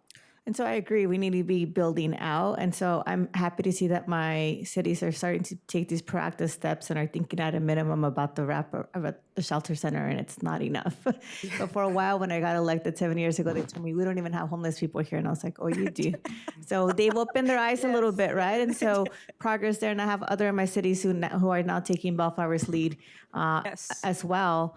But there's this big fight again about building up. And my cities have also been at the forefront of fighting the build up model, but there's kind of nowhere else to go there, right? So I felt as a state, I want to help my cities get that continuous appropriation, but I need them to also do the right thing and start thinking about building up and how do we get communities to do that and be ready for that, because they've been leading the charge against this idea of building up, but there's nowhere else to build. The zip code I live in my hometown, is one of the densest zip codes in the whole country. Exactly, yeah. All right, so we are now really starting to be behind on time. So we're going to go ahead and move to our next two panels. And for the members out there, we will have public comments. So I'm looking at the clock, and we're going to make sure you get the time that's specified. But on the public comments, we're going to try to wrap up the whole program by 11:30. So that would put us a little bit behind. But again, make sure you have contact number if you have questions, that we can always get information to you. So with that, we're going to bring forward our next panelist, Susan Price, who is the Director of Care Coordination for Orange County. I know she's called the czar of homelessness, and probably other names, but I only say that because any of us who are working forward, we don't always get called the best names if you're trying to move forward on things that people just either aren't familiar with or don't want. So with that, Susan. So with that, I'll say you can call me Sue if you'd like, but there's no other names. Good morning, everyone. It's my pleasure to be here today for what is a robust dialogue about something I'm very passionate about, and that is homelessness and the impacts on our community. Okay, who's got the clicker behind me? Yeah. Awesome, perfect. So I want to talk about this slide because, there's so much dialogue that's already been had, and to be efficient with time, I just kind of want to talk about some of the key highlights that I think are going to have an impact for us locally, and some operational suggestions for the state as well. So when, in my role with the County of Orange, I've been with the county about 3.5 years. And when I did my initial assessment in 2016, at that time we were having the dialogue about the intersection of homelessness with multiple systems across any community.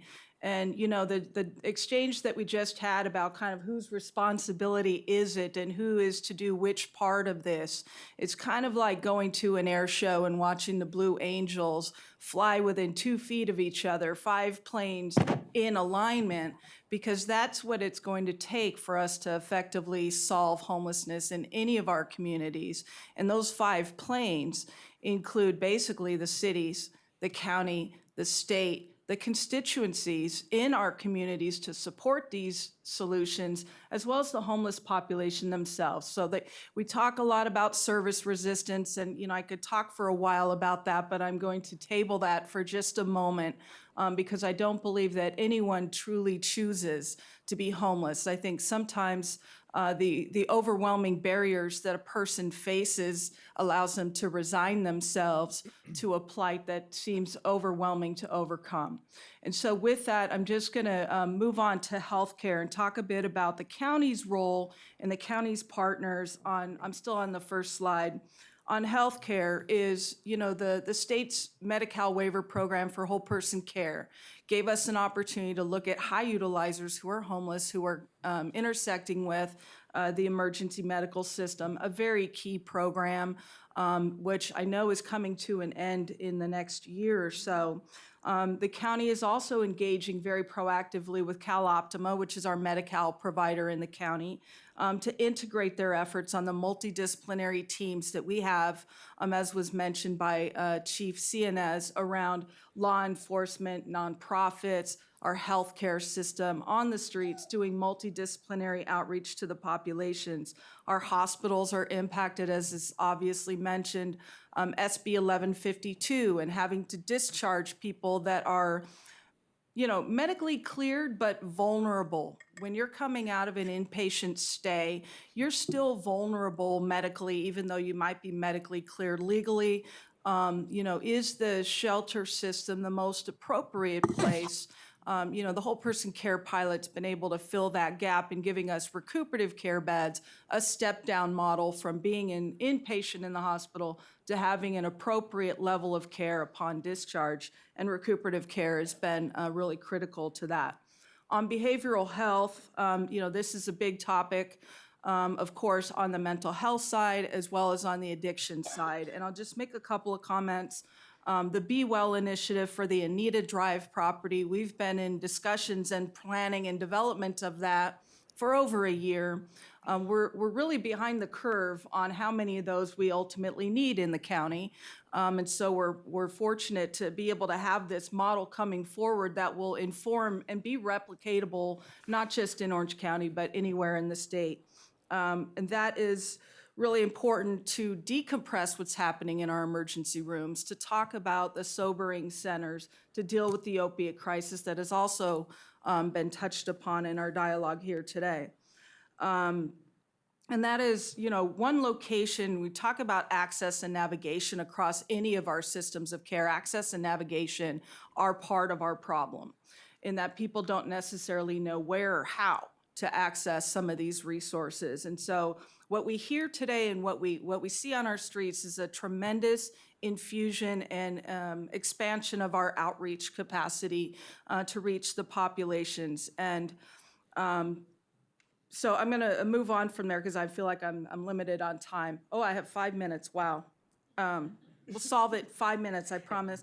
So community corrections, stepping up initiative. Richard Sanchez just came up a minute ago to talk about how do we go from in custody to out of custody in a seamless transition for people that have an opiate disorder that need to get MAT treatment in custody and out of custody.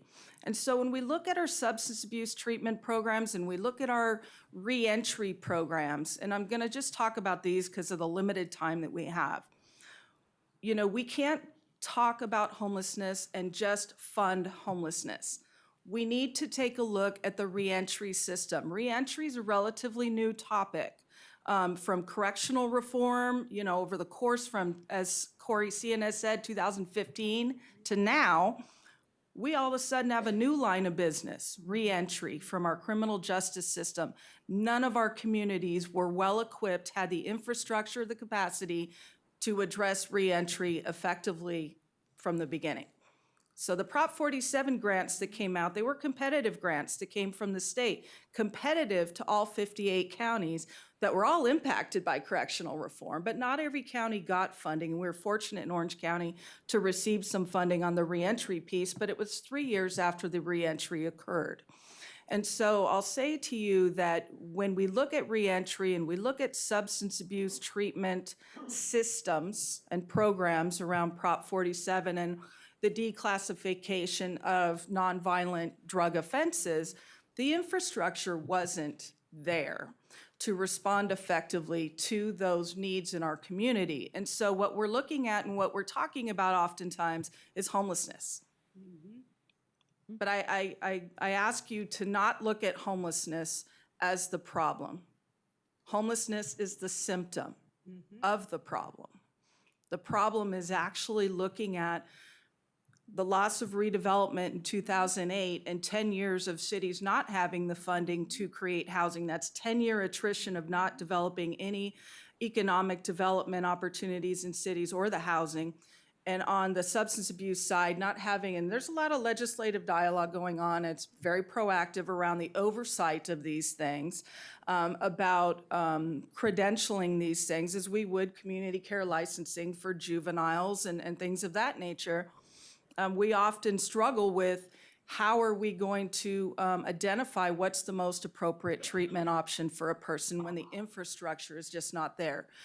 So in the healthcare agency, the drug Medi-Cal program, the County of Orange is implementing that, which gives us at least an opportunity to provide a level of oversight and I won't go so far to say accreditation of a treatment system that can effectively respond to what we're seeing in our communities. And on the criminal justice side, our sheriff's doing an amazing job to address the in-custody and the out-of-custody role. The healthcare correctional health system is trying to integrate that with the Prop 47 Reentry Center that we received competitive funding for. So you see all these pieces starting to come together. On the housing side, we've talked a little bit about the Housing Trust Fund. We have 22 out of 34 cities that have signed on to that. I'm impressed by the level of pipeline that is already in development as a result of just the dialogue around creating the trust fund, getting the cities signed on to it. There's more than 1,000 units already in the pipeline and another 800 that are seeking funding. So the county's moving forward quickly in the Housing Trust Fund, and certainly we need a lot more money. Everybody's talking about money. We all need a ton more money. On the benefits and support services, I'll just kind of make a highlight around public benefits, Medi-Cal. The Medi-Cal reimbursement rate for board and cares is often a challenge for us to be able to use the board and cares effectively to treat people that are vulnerable and disabled with mental health conditions as well as physical health conditions. So I'm going to blaze really quickly through this slide presentation in 90 seconds. So next slide. Service planning areas have been discussed. This is an initiative that I brought forward in my assessment in 2016. I believe, and I think I concur with everyone who's here representing a city, that no one city is going to solve homelessness independently of their neighbors, and that the North Service Planning Area has been effectively able to create a substantial MOU to partner and share on this, even collectively requiring the county's resources to make that a reality. And so I'm super proud of the North SPA cities to be able to pull that together, find two appropriate locations, and effectively acknowledge and realize that homelessness is a regional issue.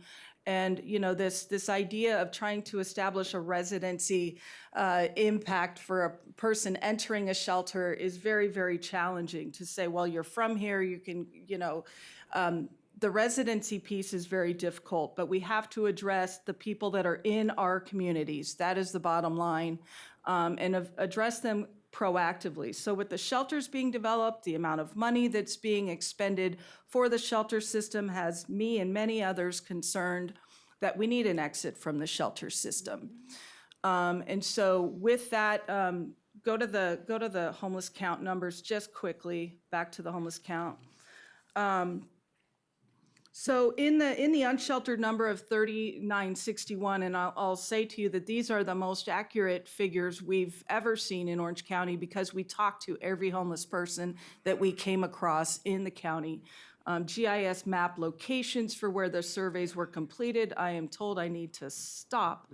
No. Can I have 2 more minutes, please? No, yes, you may. Thank you. And I will say to you that on the sheltered count, there were 600 additional beds in 2019 that did not exist in 2017. And there's probably another 500 to 600 beds that were not here in 2019 that are here now or in the pipeline. And so I'll say to you, at some point, we need to pivot from development of the shelter system, which I think, and I want to pause to say some other communities call me regularly from around the state and say, how were you able to develop all of these shelter beds? Because they are yearning to create an urgent response to the street population. And Orange County is successfully in the mode of doing so. And, we take a little criticism there because it's not housing first, and I understand that, but we've got to address the people that are currently homeless in our communities by providing emergency shelter piece. From my perspective, it's time to pivot from those that are in the pipeline and being fully developed, those will be the shelter system going forward. I don't know how many more of those we ultimately need, because at the end of the day, we're going to have to pivot and get into the permanent housing. And the system of care right now is housing about 45% of the need. The people that are in our system that are working programs that are unable to identify or secure housing is 65%. So, or 55%, sorry, I messed that up. So with that, when we put people into permanent housing, permanent supportive housing, the retention rate's 99%. So yes, housing works. Housing is the solution to homelessness. But moving forward from there, I want to go to, I'm going to skip that. Y'all know where the beds are in the north part of the county. Really quickly, prevention. We're talking about homelessness. That's the symptom. The issue is prevention on the front end. A minimum of 22% of our populations that have become homeless in the 2019 count became homeless in the last 12 months. So we've got to do more on the front end. And, you know, the federal government has somewhat eroded the prevention resources due to the lack of research that prevention is effective. So you'll see that our systems across the state are somewhat underfunded with regards to prevention and diversion on the front end. And I'm hopeful that our continuum of care jurisdiction will take a good, strong look at that with regards to the state funding coming down. As one-time money, prevention is a very effective tool. When we talk about homelessness, we're always talking about housing. We need to talk about income as well. We have a lot of people, it was said earlier, that are currently experiencing homelessness that don't have an income at all. There's a ton of reasons for that, which I don't have the time to go into, but I will say to you that we have a lot of people experiencing homelessness in this jurisdiction and across the state that are disabled. They are clearly disabled. They are not receiving general relief, but they're also not receiving federal disability payments. And so that's where that other plane flies next to us, is the federal disability system is very, very challenging, if not impossible, for a homeless person to navigate. It's quite impossible sometimes even for case management to navigate that on behalf of our clients, truth be known. And therefore, we train people with the SOAR program to be able to navigate that. But it requires Medi-Cal, it requires a primary care provider, and it provides a history of medical care that documents a long and withstanding disability. I talked about the length of stay in shelters. This is probably a number one or top 5 issue for me in monitoring the growing shelter system and how long people are staying there and whether they're exiting successfully or not. Given the length of stay, it's difficult to stay in a shelter long-term if you don't see the outcome foreseeable in your stay there. Moving forward to the next slide. And I did talk about the behavioral health care system. Let me see if there's anything else. The MAT program was talked about earlier, and big, strong proponent of that. We're dealing with an opiate crisis in our communities, but in our country, and never would we thought, how do we cite methadone clinics in our communities? So trying to cite a homeless shelter is challenging. But citing a methadone clinic, citing a crisis stabilization unit, citing a sobering center, et cetera, these are things that require community education. They require community investment and knowledge and understanding that these things are better than the alternative, which is not doing that. We need to provide treatment to the people that are experiencing homelessness in our communities, and treatment is not one thing. Treatment is multiple things, as I think I've described fairly effectively or efficiently in the time I have. Homeless housing development, motel conversions, big fan of those. Santa Ana's done a great job. Anaheim's doing a great job. There are probably others, but there's been at least 5 in the time I've been here. We did some in Long Beach as well. And what it does is give you 70 units in one shot. By providing a resource to homeless people that's like single room occupancy, but it also allows people that were potentially living in an encampment like the Civic Center when I first arrived in Orange County, and many of those people in the encampment went on to live in the orchard where they could maintain their community relationships while also being housed. A very successful model there. And then the Housing Trust Fund, which I'll appeal to the state. Money, money, money. Next slide. marching home to end veteran homelessness. I'll take the opportunity in person to thank you, Connie Petrie Norris, for the infusion of money for our Veterans Initiative, Marching Home to End Veteran Homelessness. And United Way is here today as well. We have more VASH vouchers than we have homeless veterans. And so thank you to the federal government for that. But we also have an issue in our community of available and affordable housing and trying to identify landlords. United Way is doing an amazing job on the landlord incentive program to try to overcome every barrier that we're experiencing. And you can tell from my presentation that we are hitting this issue from every corner. And we're trying to address not just the front end, the middle, and the back end of how we're going to solve this. But moving on to another slide here at the end, data integration. It was mentioned earlier by the state that, you know, we don't know what we don't know. We don't know that we're actually serving the same people over and over and over. And given the fact that our resources are so extremely limited and, you know, the talk of housing first, it would be my preference that we can serve a person once and serve them successfully.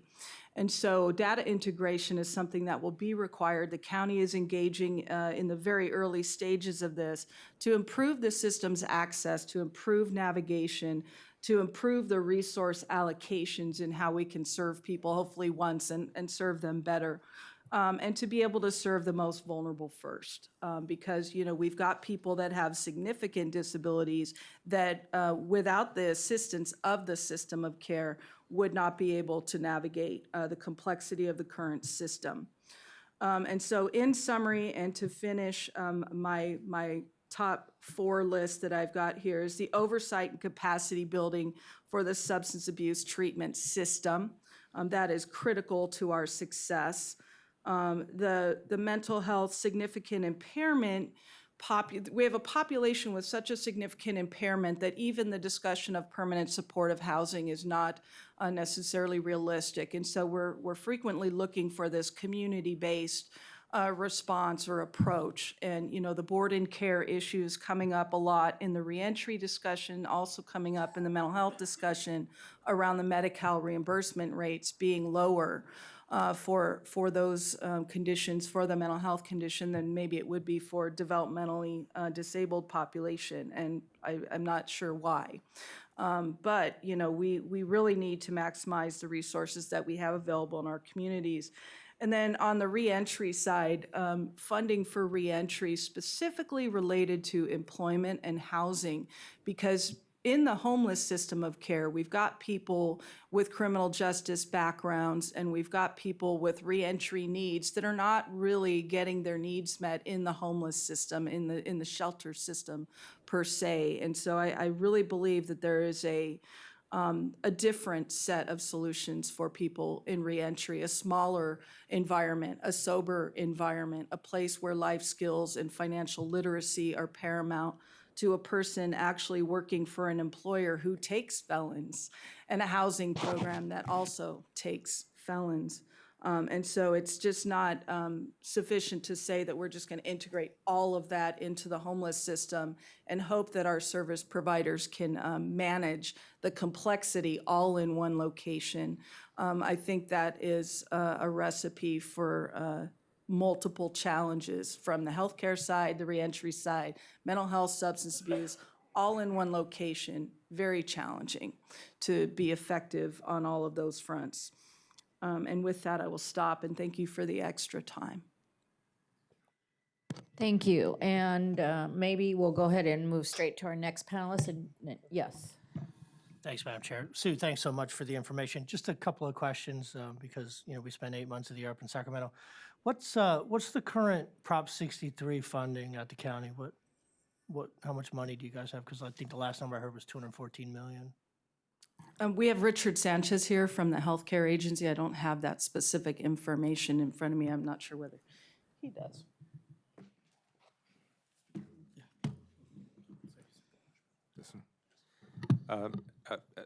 The audit that you're referring to that had that number, and I believe the number was 247 million, is 3 or 4 years old now. We do not have that amount. We've spent it down mostly on what's called SNHP money, which is permanent supportive housing for individuals with mental illness.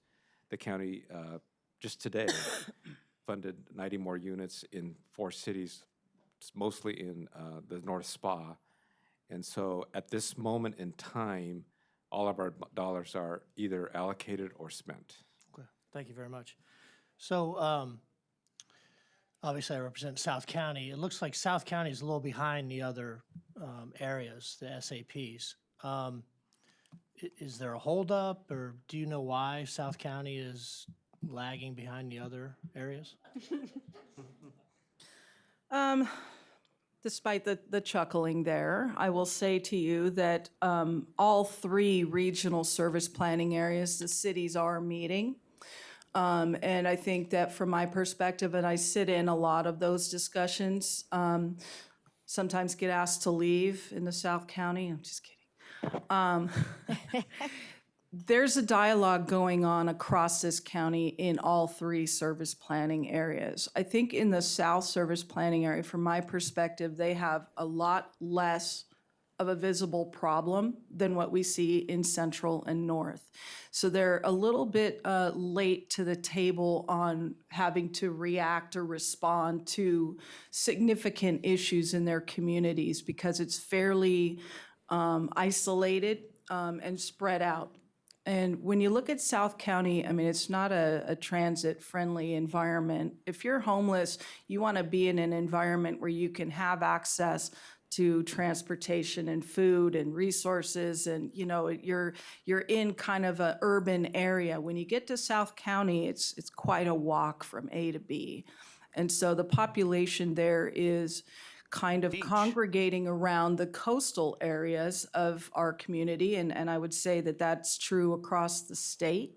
I come from the city of Long Beach for 14 years, and every coastal city has a little bit different migratory pattern of homeless populations using beach amenities and assets, as well as the isolation of the beaches at night for sleeping and things of that nature. So, the issues are a little bit different on the coastal side than what you would see in the broader South service planning area. Most of those cities have very few homeless people there and difficult to identify and outreach to. But, I will assure you the conversations are happening about, getting some additional beds down there. San Clemente has a resource center that's in a city building. So, I mean, they're doing a lot down there in San Clemente. Laguna Beach has been doing a lot. They're actually the first shelter in Orange County that I remember working with in the mid-90s. So, I mean, there's a lot of activity happening in the south part of the county. And with the state funding last year, we were able to fund regional street outreach for the entire South Spa. So we're able to kind of maintain a by name list in the cities about who is in their community and targeting them for the resources that are available. Well, I just recently met with my mayors, and it seems like San Clemente's waiting on that Utah court decision to move forward. There are also a lot of mayors are looking, because a lot of my cities are 30,000, San Juan, Dana Point, too small that they feel to open up their own facility. They'd like to coordinate with the county on a regional. So there's talk of land at La Pata, at the landfill. There's all kinds of county property there. There's a California Los Pinos up by Cleveland National Forest. It's a state property. But just from my point of view, it doesn't look like anybody's taking the lead in South County to say what we heard from the chief and what's happening up here in Buena Park and Placentia. So I'd just be curious, is there a timeline? I don't have a specific timeline on that, but with Because the only thing that after Judge Carter, there was a idea that was dead on arrival to put a tent city at the old courthouse in Laguna Niguel. Right. And $70 million or something like that. But that's the only idea that I've seen come out for South County. Well, and from the county's perspective, we want to make sure that the cities are on board with what it is that we're working towards. And in North, I mean, it's been a collaboration from the very beginning. In Central, we've had lots of individual dialogues, and it's nice to get the cities to work together because, again, as I said, if one's opening a shelter, somebody else has got to be working on the housing piece. And we need the crisis stabilization unit and the recovery program. And where's the employment piece? We've got to be working on all of those components. And, you look at the appetite of city councils in 9 different cities. They all have the governance authority for their city. What do they have the appetite to contribute into that system perspective? And, from the county, we talk to the cities a lot about what do you have available? What do you think is feasible? What is your council, willing to do? And so, it's a mutual dialogue. As I said, it's 5 planes flying. We need all 5. It's not even just the county or the cities, it's the constituencies as well. And so, there's a lot of work that needs to be done in community education to get people understanding that it is better to respond proactively than reactively. All right, thanks very much. Yeah. If I can help at all, please. don't Thank you, hesitate to sir. ask. You are at the right place to help. You could lead those discussions. But if there is a county saying, let's put them at Los Pinos, that's not a solution because matter of fact, I think that as far as surplus land, we actually moved forward on the accountability committee a few years back, like 4 or 5 years to actually move forward with selling that property. But those type of scenarios where people say, let's just go ahead and move them somewhere else. The truth is we can't solve Orange County's homelessness issue unless every single city takes responsibility. And I see we have Cypress here, John Pete, we have, where is it just sitting? Cities who have a very small percentage, like La Palma, one of our smallest cities, and they're here the entire time. So, and I don't know all your. Every city's willing to help, but like I said. But a they city can't of- be willing, they have to help. Right, And but it they- can't be, But what I'm hearing from the mayors is like they'd like to form a South County JPA and find a facility that they can all in support. South County, that they focus on working within the situation that they have versus let's send it somewhere else. Right, exactly. Okay. Just because that's really like one of those things, a touchstone for me where I can be really very congenial, but don't put one issue you have in one part of the county onto another, because that's why Fullerton, we drive down Lemon Street and there's 20 different homeless on every street corner. I'm not saying you are. That wasn't my point. My I point know. was that South County wants to solve as for a regional, so Dana Point and San Juan would like to participate in a regional action like they're doing up here in the north. Yeah. I have a question kind of picking up on this, I think, tension between city responsibility and county responsibility, because I do feel like there are some cities that are really getting caught in this catch-22. Because for something to happen, I think there's kind of 3 legs of the stool. And the first is political will and leadership. The second is an actual plan. And then the third is resources and funding. And I do think there are examples in the county where there are cities who have demonstrated political will and leadership, where they do have a plan, but they have not been able to get any resources or funding. And they're finding themselves now caught holding the bag for, Costa Mesa, for example, $13 million going into their general fund. And then when other cities see that, that makes cities like Newport Beach, Huntington Beach, Mission Viejo, Dana Point, San Clemente, they're even less likely to want to move forward with a solution when they go, oh my God, I'm gonna put my neck on the line for my constituents. I'm gonna move forward on this plan, and then I'm gonna have a giant hole in my general fund that no one's filling. So how do we figure out that right formula and make sure that cities, back to the city manager's point, that cities that are doing the right thing are getting rewarded? Well, and absolutely, I would align with that sentiment. And, when you talk about Costa Mesa, their initiative was on the heels and to the tail end of when the first round of HEAP came, and they missed that. They just missed that completely.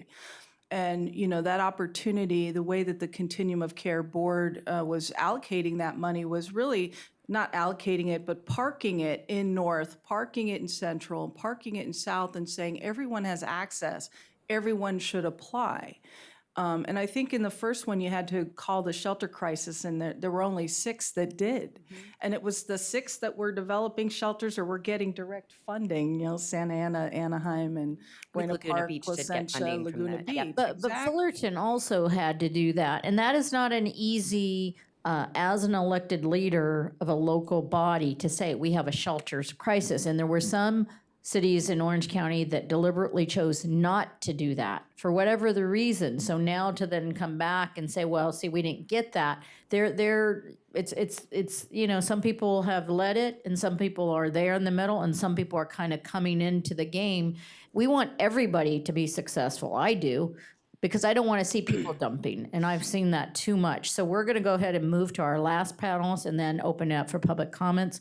But Toby has been Ewing very patient and here he is Executive Director of Mental Health Services Oversight and Accountability Commission, and he actually did come into North Spa a while back and speak to almost 200 people we had there, and we appreciated that. So thank you and welcome. Thank you very much. Good morning. I appreciate the opportunity to be here. As you mentioned, I'm the director of the commission. Very briefly, we're a state agency. We're an oversight body on mental health. I appreciate the opportunity to testify before the Assembly Accountability Administrative Review Committee. Thank you for that. I think the conversation you've had today really touches on many of these key points. I love the comment about leadership, a plan, and the resources and support. What we find, we're looking around the state, is that there are strategies around California that touch upon each of the issues that you've talked about today, around housing and housing stock, around the economic development opportunities for individuals and families, around maximizing access to benefits that are already available, be they state or federal benefits. In terms of the array of services that are necessary in order to support individuals who are either homeless, at risk of homeless, or on that, what we might call on the precipice, particularly children coming out of the child welfare system or folks who we know who are discharging from our criminal justice system. I think from the Commission's perspective, the bottom line is we cannot fund our way out of this problem through a homeless response strategy.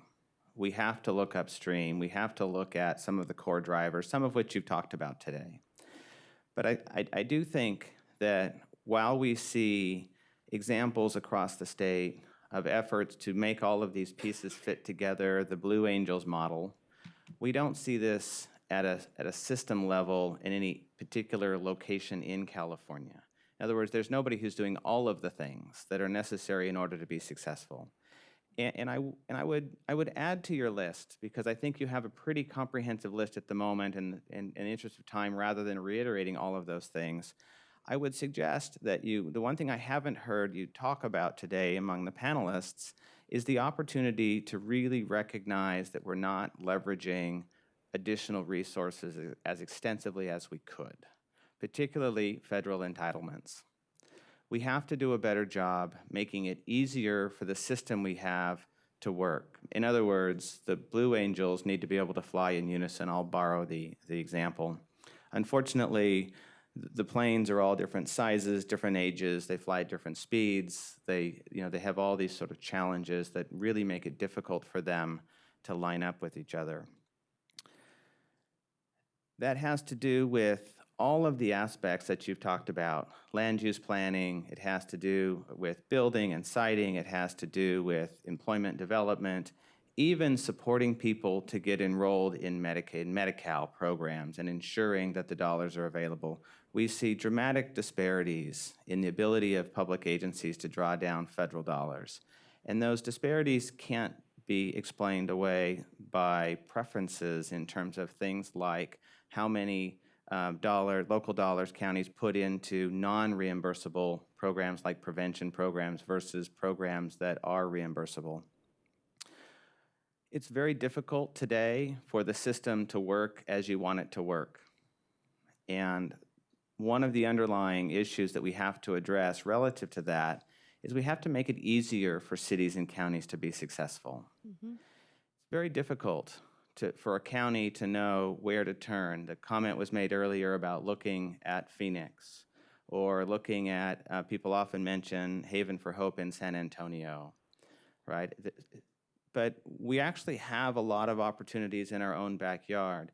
Orange County, Los Angeles County, Santa Clara County are each using MHSA dollars. In the case of Orange County, it's Be Well, to try very creative approaches of integrated care that reduce the level of barriers that people face when they're trying to access services. There's a very interesting component to that for folks who have benefits on the commercial payer side. Now, we're not talking about folks who are camping on your streets today. We're talking about folks who are at risk of early psychosis, for example. Currently, we have, I don't know what the early psychosis programs are in Orange County, we could figure that out, but we don't have a system in place statewide today to support the ability of our communities to build out those kinds of programs. And for the folks who are on your streets, who are really struggling with the highest level of mental health need, those are the programs that can be most cost-effective. We started 6 months ago to build out a healthcare learning collaborative on early psychosis. We're trying to take it to scale. The legislature approved $20 million for that. The governor agreed. We're really working to pull those counties together. So that's one piece, a sliver of the challenge that you have in your communities related to the difficult to serve homeless population in this community, and it's true throughout the state. Similarly, on the criminal justice diversion opportunity, I'm struck by the comments around folks who are resistant to services. We need to understand why that resistance is there. Sometimes it's because the level of psychosis that someone has is they're really not engaging. But they may not be at that point where law enforcement can move forward and involuntarily commit someone. We also need to understand why people are heavily resistant to accessing services. There was a recent conversation in Sacramento County about a temporary shelter program, and there was a fundamental mismatch between what people needed in order to stay in that shelter and what the shelter offered. So people felt like they were better off camping in the woods. We really need to think about how can we design our systems to be responsive to where people are, particularly people who are on the precipice of entering into the population that you're mostly trying to address, including those folks who are coming out of your jails. You have the opportunity. You know who they are. They're in your care. The chief of police and others have talked about the challenges, or I believe it was actually Richard Sanchez, talked about the challenges of using MHSA funds in your jail for the right kinds of services, particularly for people who are in a pre-adjudication status. Right? We have lost the ability to leverage some of the resources to address those folks. And we know that those people, particularly if they were homeless before they entered your jail, at a very high risk of coming out. Child welfare, families involved with the child welfare system as well. In New York, there was an example of a program that was referred to as a homelessness predictor system, and it was actually very simple. They simply required landlords to notify the city of an eviction before it happened. And the idea was to help that family with that deposit, with that transition, before they were evicted. It's much cheaper to keep a family intact, transition them into an alternate housing program, than to have that family get dispersed because shelter doesn't allow mom and dad and children or the pets, or particularly in the case of a multi-generational family. So bottom line, I would say that we really need to recognize that the system we've designed is very distributed. Cities have a role, counties have a role, your special districts have a role, our school districts have a role, particularly for children who are at high risk. And the state and the feds also have a role. But what we've done from the perspective of the state is encourage those individual local jurisdictions to figure this out on their own with a mismatch of long-term funds, one-time dollars, grant dollars, and we've made it very difficult for them, for you all, for local agencies, to identify the key investments, the key opportunities, to do the research and analysis on the return on investment that can be available to think about how we can move dollars from reactive, high cost, low value to preventative, low cost, high value. That's something that is unlikely to happen across 58 counties, thousands of cities and special districts and schools. We do have the opportunity at the state level to support the ability of our local agencies to retain their need to tailor their strategy to their unique situations, whether it's your resources, your geography, your demographics, or your service mix, while also carving the path forward in terms of, again, leadership, the plan, and the resource base. We've begun to do this. Again, I'll use the early psychosis example. The commission is supporting counties in thinking, in really understanding criminal justice diversion. How do we move folks upstream? Research from the Department of State Hospitals has found that 46% of people coming into their state hospital system with a felony charge and very seriously ill because they've been deemed incompetent to stand trial, 46% had no community services 6 months prior to their felony arrest. They're falling through the cracks. We're working to support counties to do the data analytics that they need to do to understand why those cracks are there and how they can stop those people falling through the cracks. Similarly, we're using MHSA innovation funds to support strategies like using psychiatric advance directives to prevent the need to call law enforcement in the first place, to slow down, reduce the likelihood that the service delivery strategy that a county has in place falls apart when someone is stressed. How can we, again, look around the corner and anticipate who those individuals are and put a plan in place, much like we do with older folks who are moving out of their homes into some sort of an assisted living kind of plan, is that we talk with our older residents about what comes next. We often don't talk with the people who are in our system today, again, child welfare, criminal justice, state hospital, other kinds of programs, about looking around the corner. What we do is we release, we move them from one program to the next, and when they are not able to make that transition and the system fails, you end up in having these very difficult conversations about high cost, impact, very reactive care. And so I'd strongly encourage the Select Committee to think about how can the state, how can our partners in academia, on the research side, how can we begin to bring together the expertise that we have in California,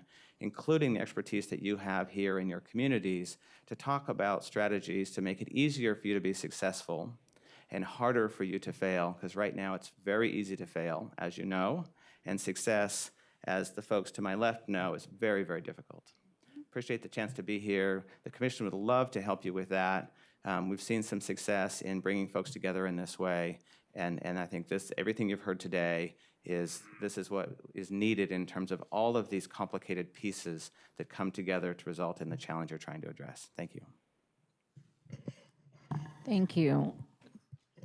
Thank you. I think that your comments came exactly at the right time of the hearing, which is that we all have experiences with success and failure within the system of housing and homelessness, and it can get very quickly emotional. So I apologize, Assemblymember Bilbro. I know that you're working hard in your area.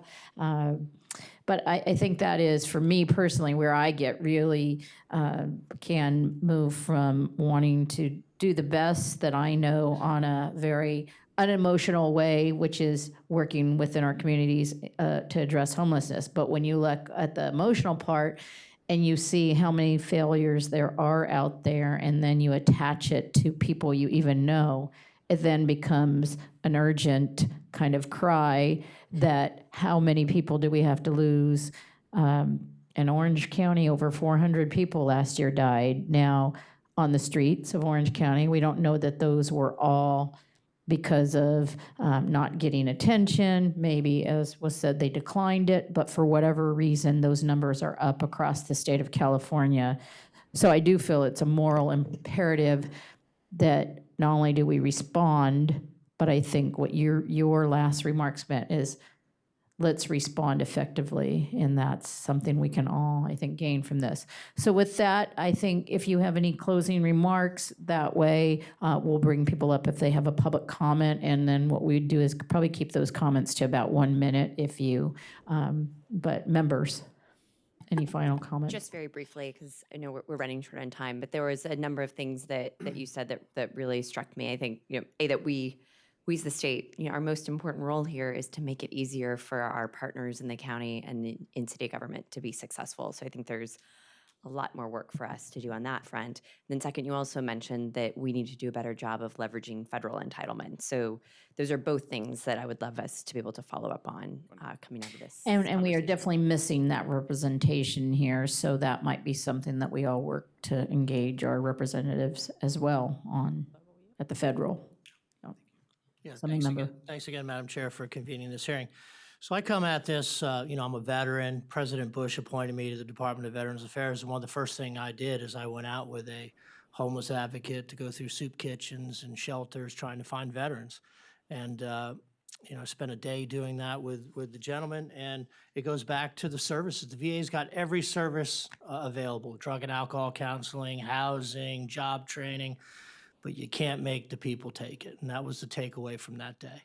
We mainly went out and we handed out Army surplus sleeping bags and boots so people would be comfortable. We did take one gentleman in for healthcare, but it's finding a way to make the folks take the services.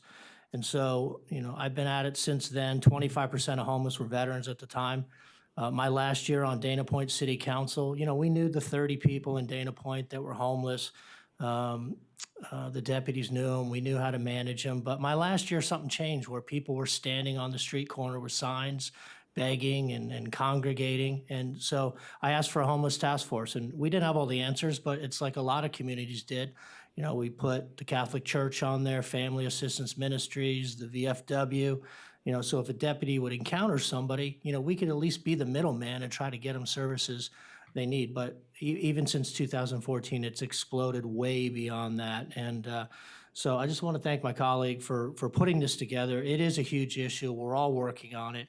And we got to come up with some solutions for the betterment of our citizens, but also the people that are homeless, and we get them the care that they need. So thanks again for putting this together. Thank you for attending. And Just one very quick response to that.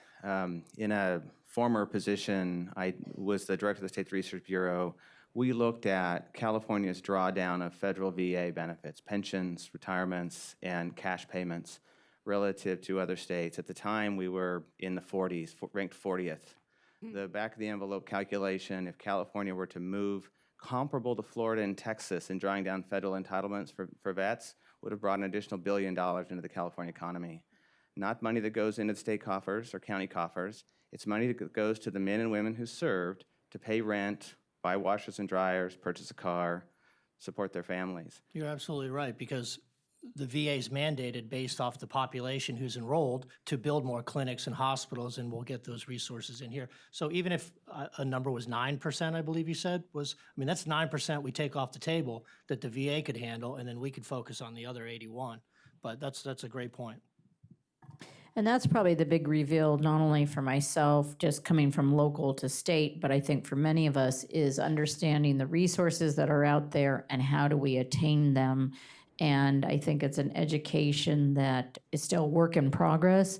I think we're going to be better at it, Orange County as a whole, but all too often I would hear, well, Orange County's not getting their fair share, which was just kind of a constant. And we, in fact, looked and did some research on we can't get our fair share if we don't apply for the funding or if we're not in the game. And so some of our research showed that, in fact, we haven't been as aggressive as we could be or should be on multiple fronts of funding. And so as this last year or so has moved forward, I think we are starting to see go after the money. We may not always win, but we can't complain if we didn't even apply. And then we can work on the application process and making it a little bit more centralized and so forth. All right, so with that, I want to thank everybody who has attended. Please give us your information if you'd like to be alerted to other type of events we're having, and we will close the panelist part and let people leave who would like to, and those who would like to address us, I will be here, and you will be on public recorded. You may just line up at the mic.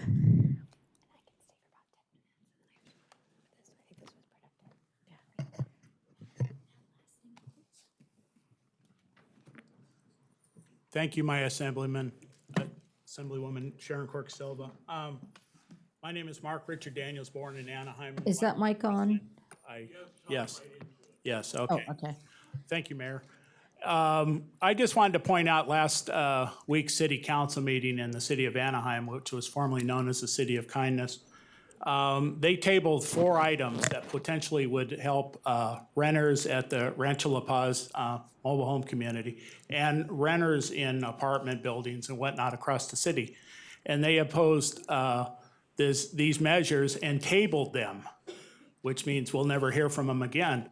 And potentially putting people out in the street and possibly even death, because we're talking people that are in their 80s on fixed incomes, that are on medications of various types, and it's coming down to the fact that you're basically putting them on an iceberg and putting them out to sea, what the old Eskimo tradition was back in years past, that you're sentencing these people to an uncertain future. And I would hope that you would, as elected officials, address this situation, because as we're striving to end homelessness, government itself is creating more homelessness. So please help us with this. Thank you. Thank you. And with public comments, we won't be engaging. We'll just acknowledge you. Thank you. My name is Lupe Ramirez, started Rancho Senior Action Committee at Rancho La Paz, here to talk about the same thing. Most of the senior citizens in the park that I live in will be homeless within 3 years, because the increase in their rents is going to be approximately $300 each, and Social Security is not going to take that. These are people that own their homes and rent the dirt.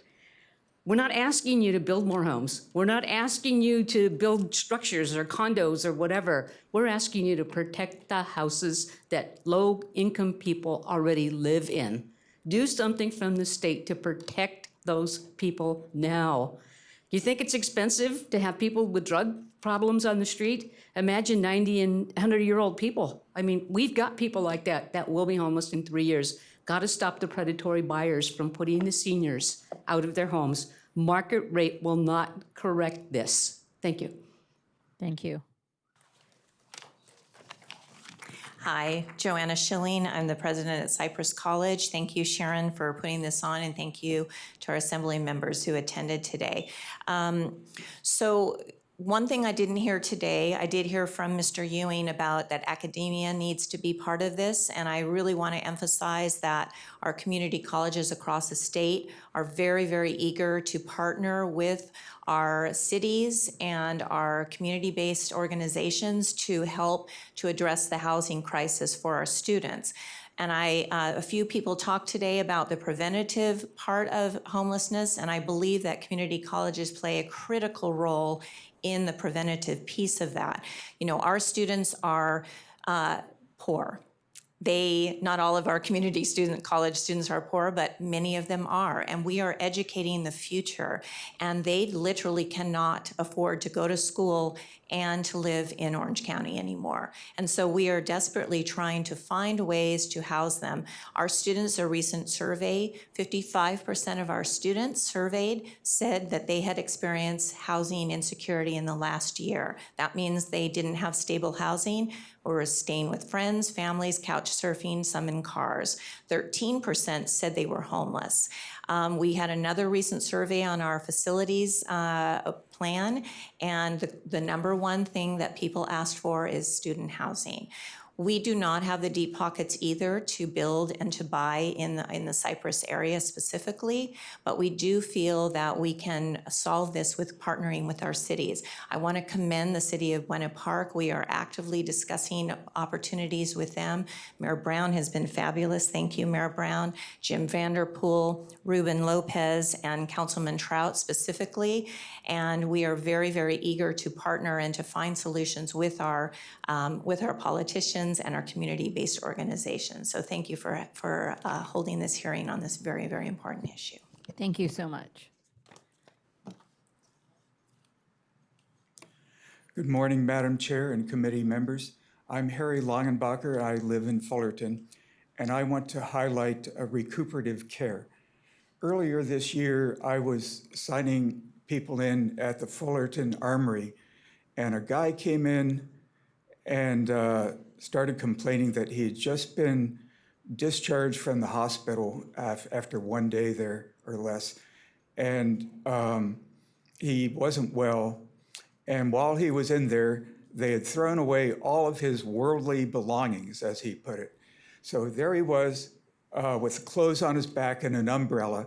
He spent a few hours lying on the concrete floor in the armory and was put back on the street before dawn the next morning. This is an example of one of the 10% of chronically homeless people that can end up costing hundreds of thousands of dollars a year in medical costs, because his health will deteriorate and he'll be back again. So I want to mention that the city of Fullerton tonight will be voting on a partnership with Illumination Foundation to develop a shelter, and the first phase will include 60 beds of recuperative care. This is something that could end up paying for itself quite quickly. It's funded by Fullerton's funds that come from the state and from Illumination Foundation's own funds. So I hope that the state can continue to support this, and I hope people can come to Fullerton City Council tonight and support this humanitarian and cost-effective measure. Thank you. Thank you. Dave Duran with Housing is a Human Right, Orange County. And it's been a great opportunity to be here and listen to everyone today. Moving forward on the premise that what we have established, the system that is arguably broken and already established, one of the issues in addressing the idea that people are resistant to care, as it was brought up, has to do a lot with what is already in place. For example, shelters. We'll just use that as an example. There really is no oversight. So potentially licensing shelters to be the shelter that they're designed to be, along with the services, along with the proper care, along with good food, along with, et cetera, et cetera, et cetera. So possibly something of that sort to bring up the level of care in those shelters. Then I think we could find that people are not shelter resistant, if you will, because they know that they're going to go someplace for help, much like people who are ill physically, that they want to go to a hospital because they're going to get some help there. Obviously overly complicated, but hope to maybe take that into consideration. Thank you. Thank you.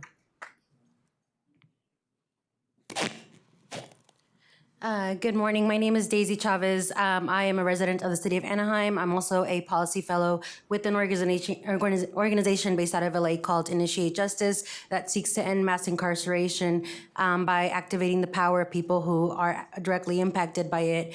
I just want to quickly share that as someone who has had several loved ones who've been impacted by incarceration and just seeing how the reentry process has been difficult for them.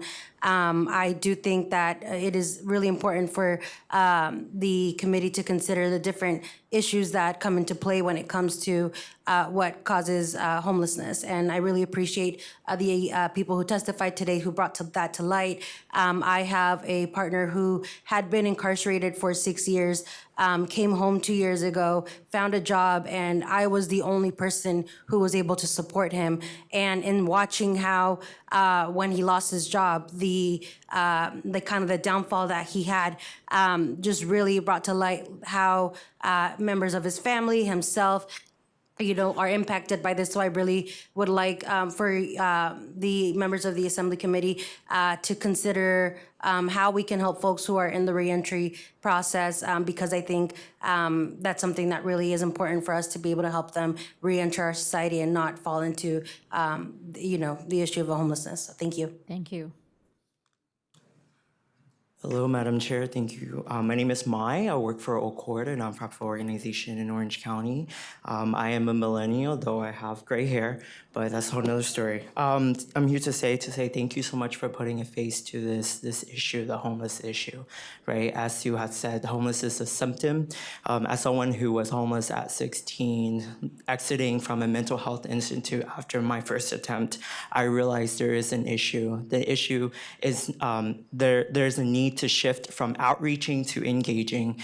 Our system had failed to ask folks who refuse care or who choose to sleep in park bench or others to ask them what they need instead of saying, here, let me help you.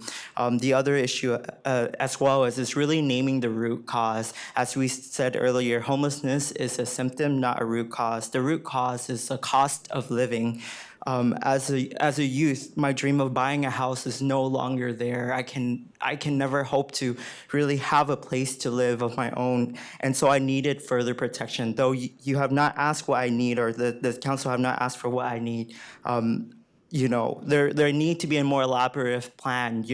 I want to uplift the stories of folks who work 50, 60 hours, 2 jobs, and still yet struggles to lived in the state of California. I want to uplift the folks who cannot get back to school or is really trying really hard to go back to school and increase their jobs or be able to a better living. And I also wanted to push for accountabilities, our local leaders, and as well as you all, to have our leaders accountable to developing all of our needs within the housing, as well as protecting our seniors, save our seniors. Thank you.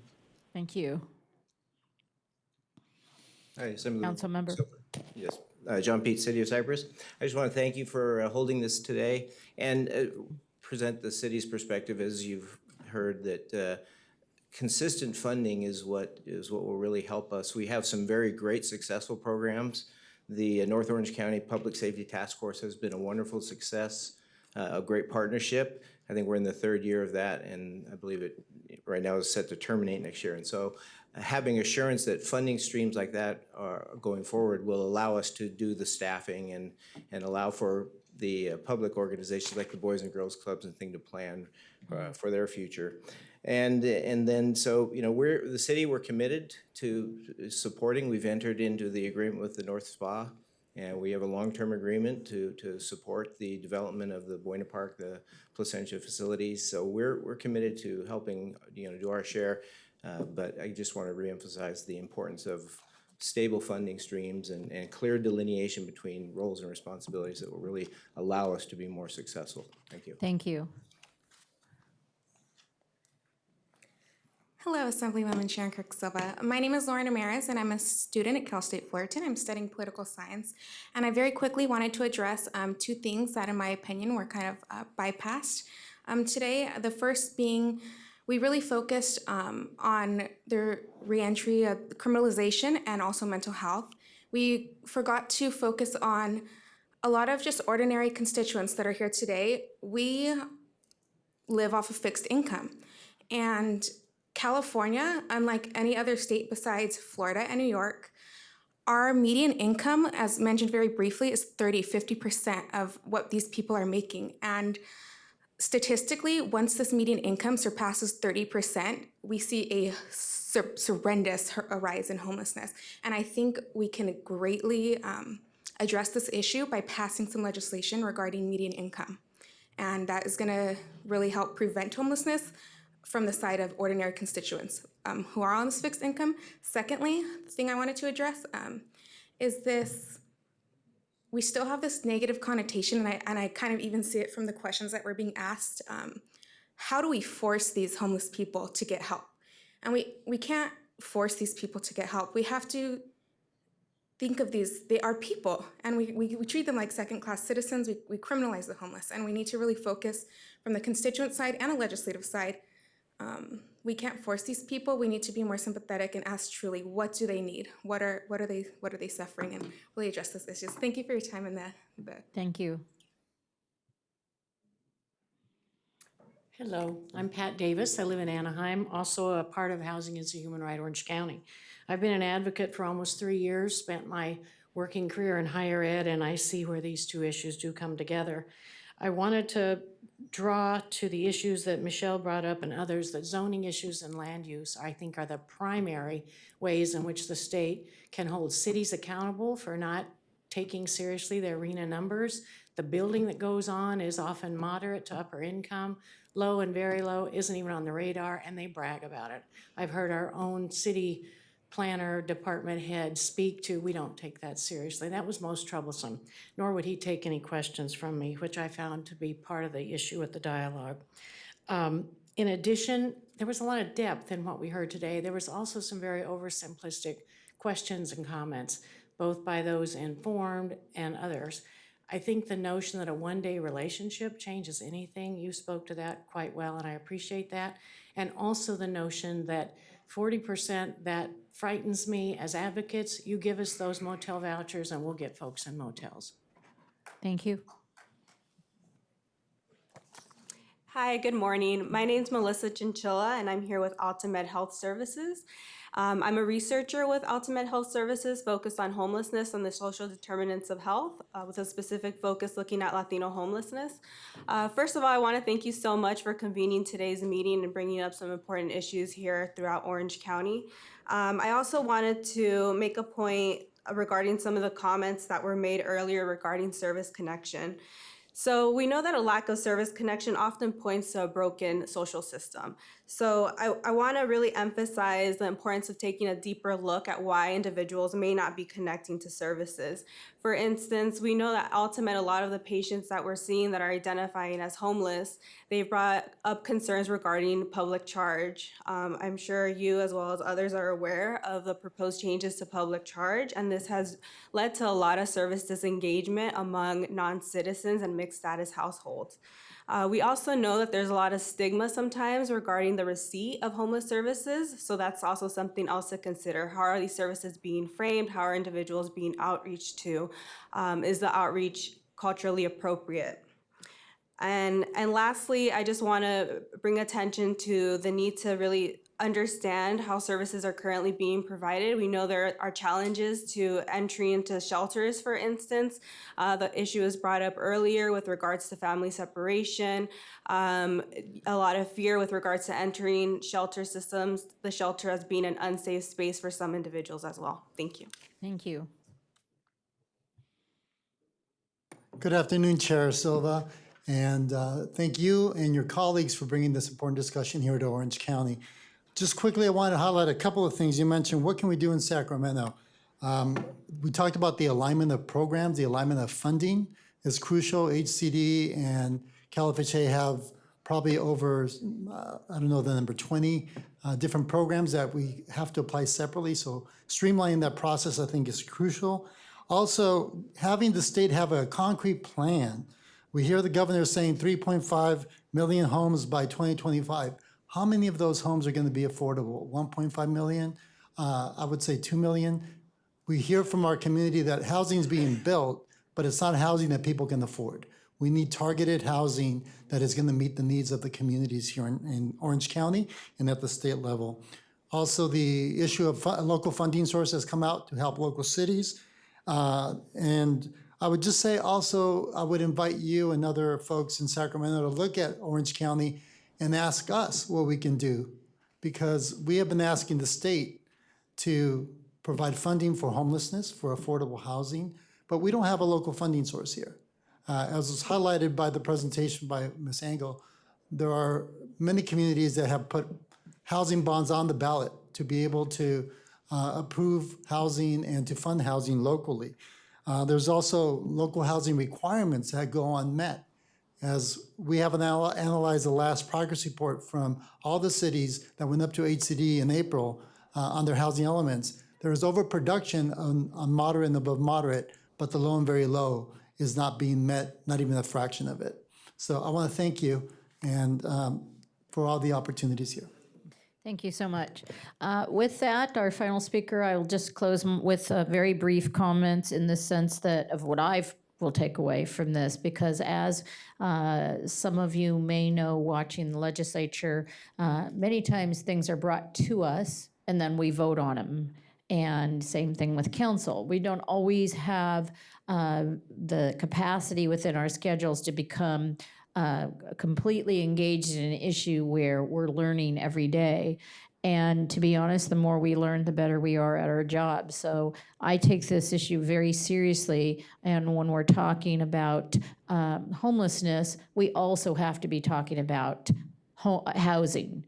We cannot, as was noted, shelters are a part of the temporary solution, but unless we build housing and we build the right type of housing that is not only going to complement the city that is hosting the housing, but that the constituents can afford, we will find ourselves having the same conversation in 10 years as I was on SCAG, the Southern California Association of Governments, and I was deeply invested in housing and transportation. We had this conversation, and somebody who served far longer than I am, the mayor here, Art Brown, we have been talking about RENA numbers and how do we not only build, but build so that families can afford. And where I can get very testy is when we have some elected bodies that will look at every way not to do what is presented to them, whether it's through litigation, whether it's through, it's not our problem, somebody else's, and that becomes an issue that we all deal with. So I'd like to end on a positive note. I do see optimism out there. You saw several pieces of legislation that were put forward. Some of those have not been implemented yet, as January 1 will be the date some of this will begin.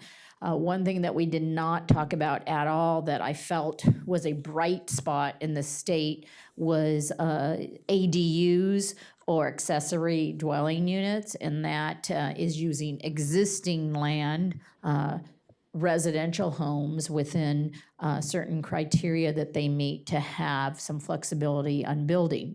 Now, as we said earlier, because I'm seeing the Anaheim mayor here, is sometimes one thing leads to unintended consequence, which could be parking issues and so forth. But if we can use land to now house other people, that is the choice. There is more flexibility now with those bills. So if you're really into that kind of development, look those up. Secondly is surplus land. The state has surplus land. We have many acres of surplus land. And matter of fact, we were in the business up until a good handful of years ago of not giving it away, but taking the responsibility from the state and moving it to another entity, whether it be a college or a county. Now, all of a sudden, we realize, wow, this is very valuable. So we have 118 acres of county land, which is known as the Fairview land, and we are going to look forward, and I'm going to be relentless about continuing the conversation that we have opportunities and we cannot walk away. So mental health is one type of housing. There's also permanent supportive, there's disabled health, and with 118 acres, there's a huge amount of possibilities, but it takes the will. It takes the will of the people who are not only leading, but that are in local government to stop fighting us at every step. So with that, we will close this hearing, and we hope you stay engaged in this, and we thank you for all of your time. 3 hours. Thank you so much.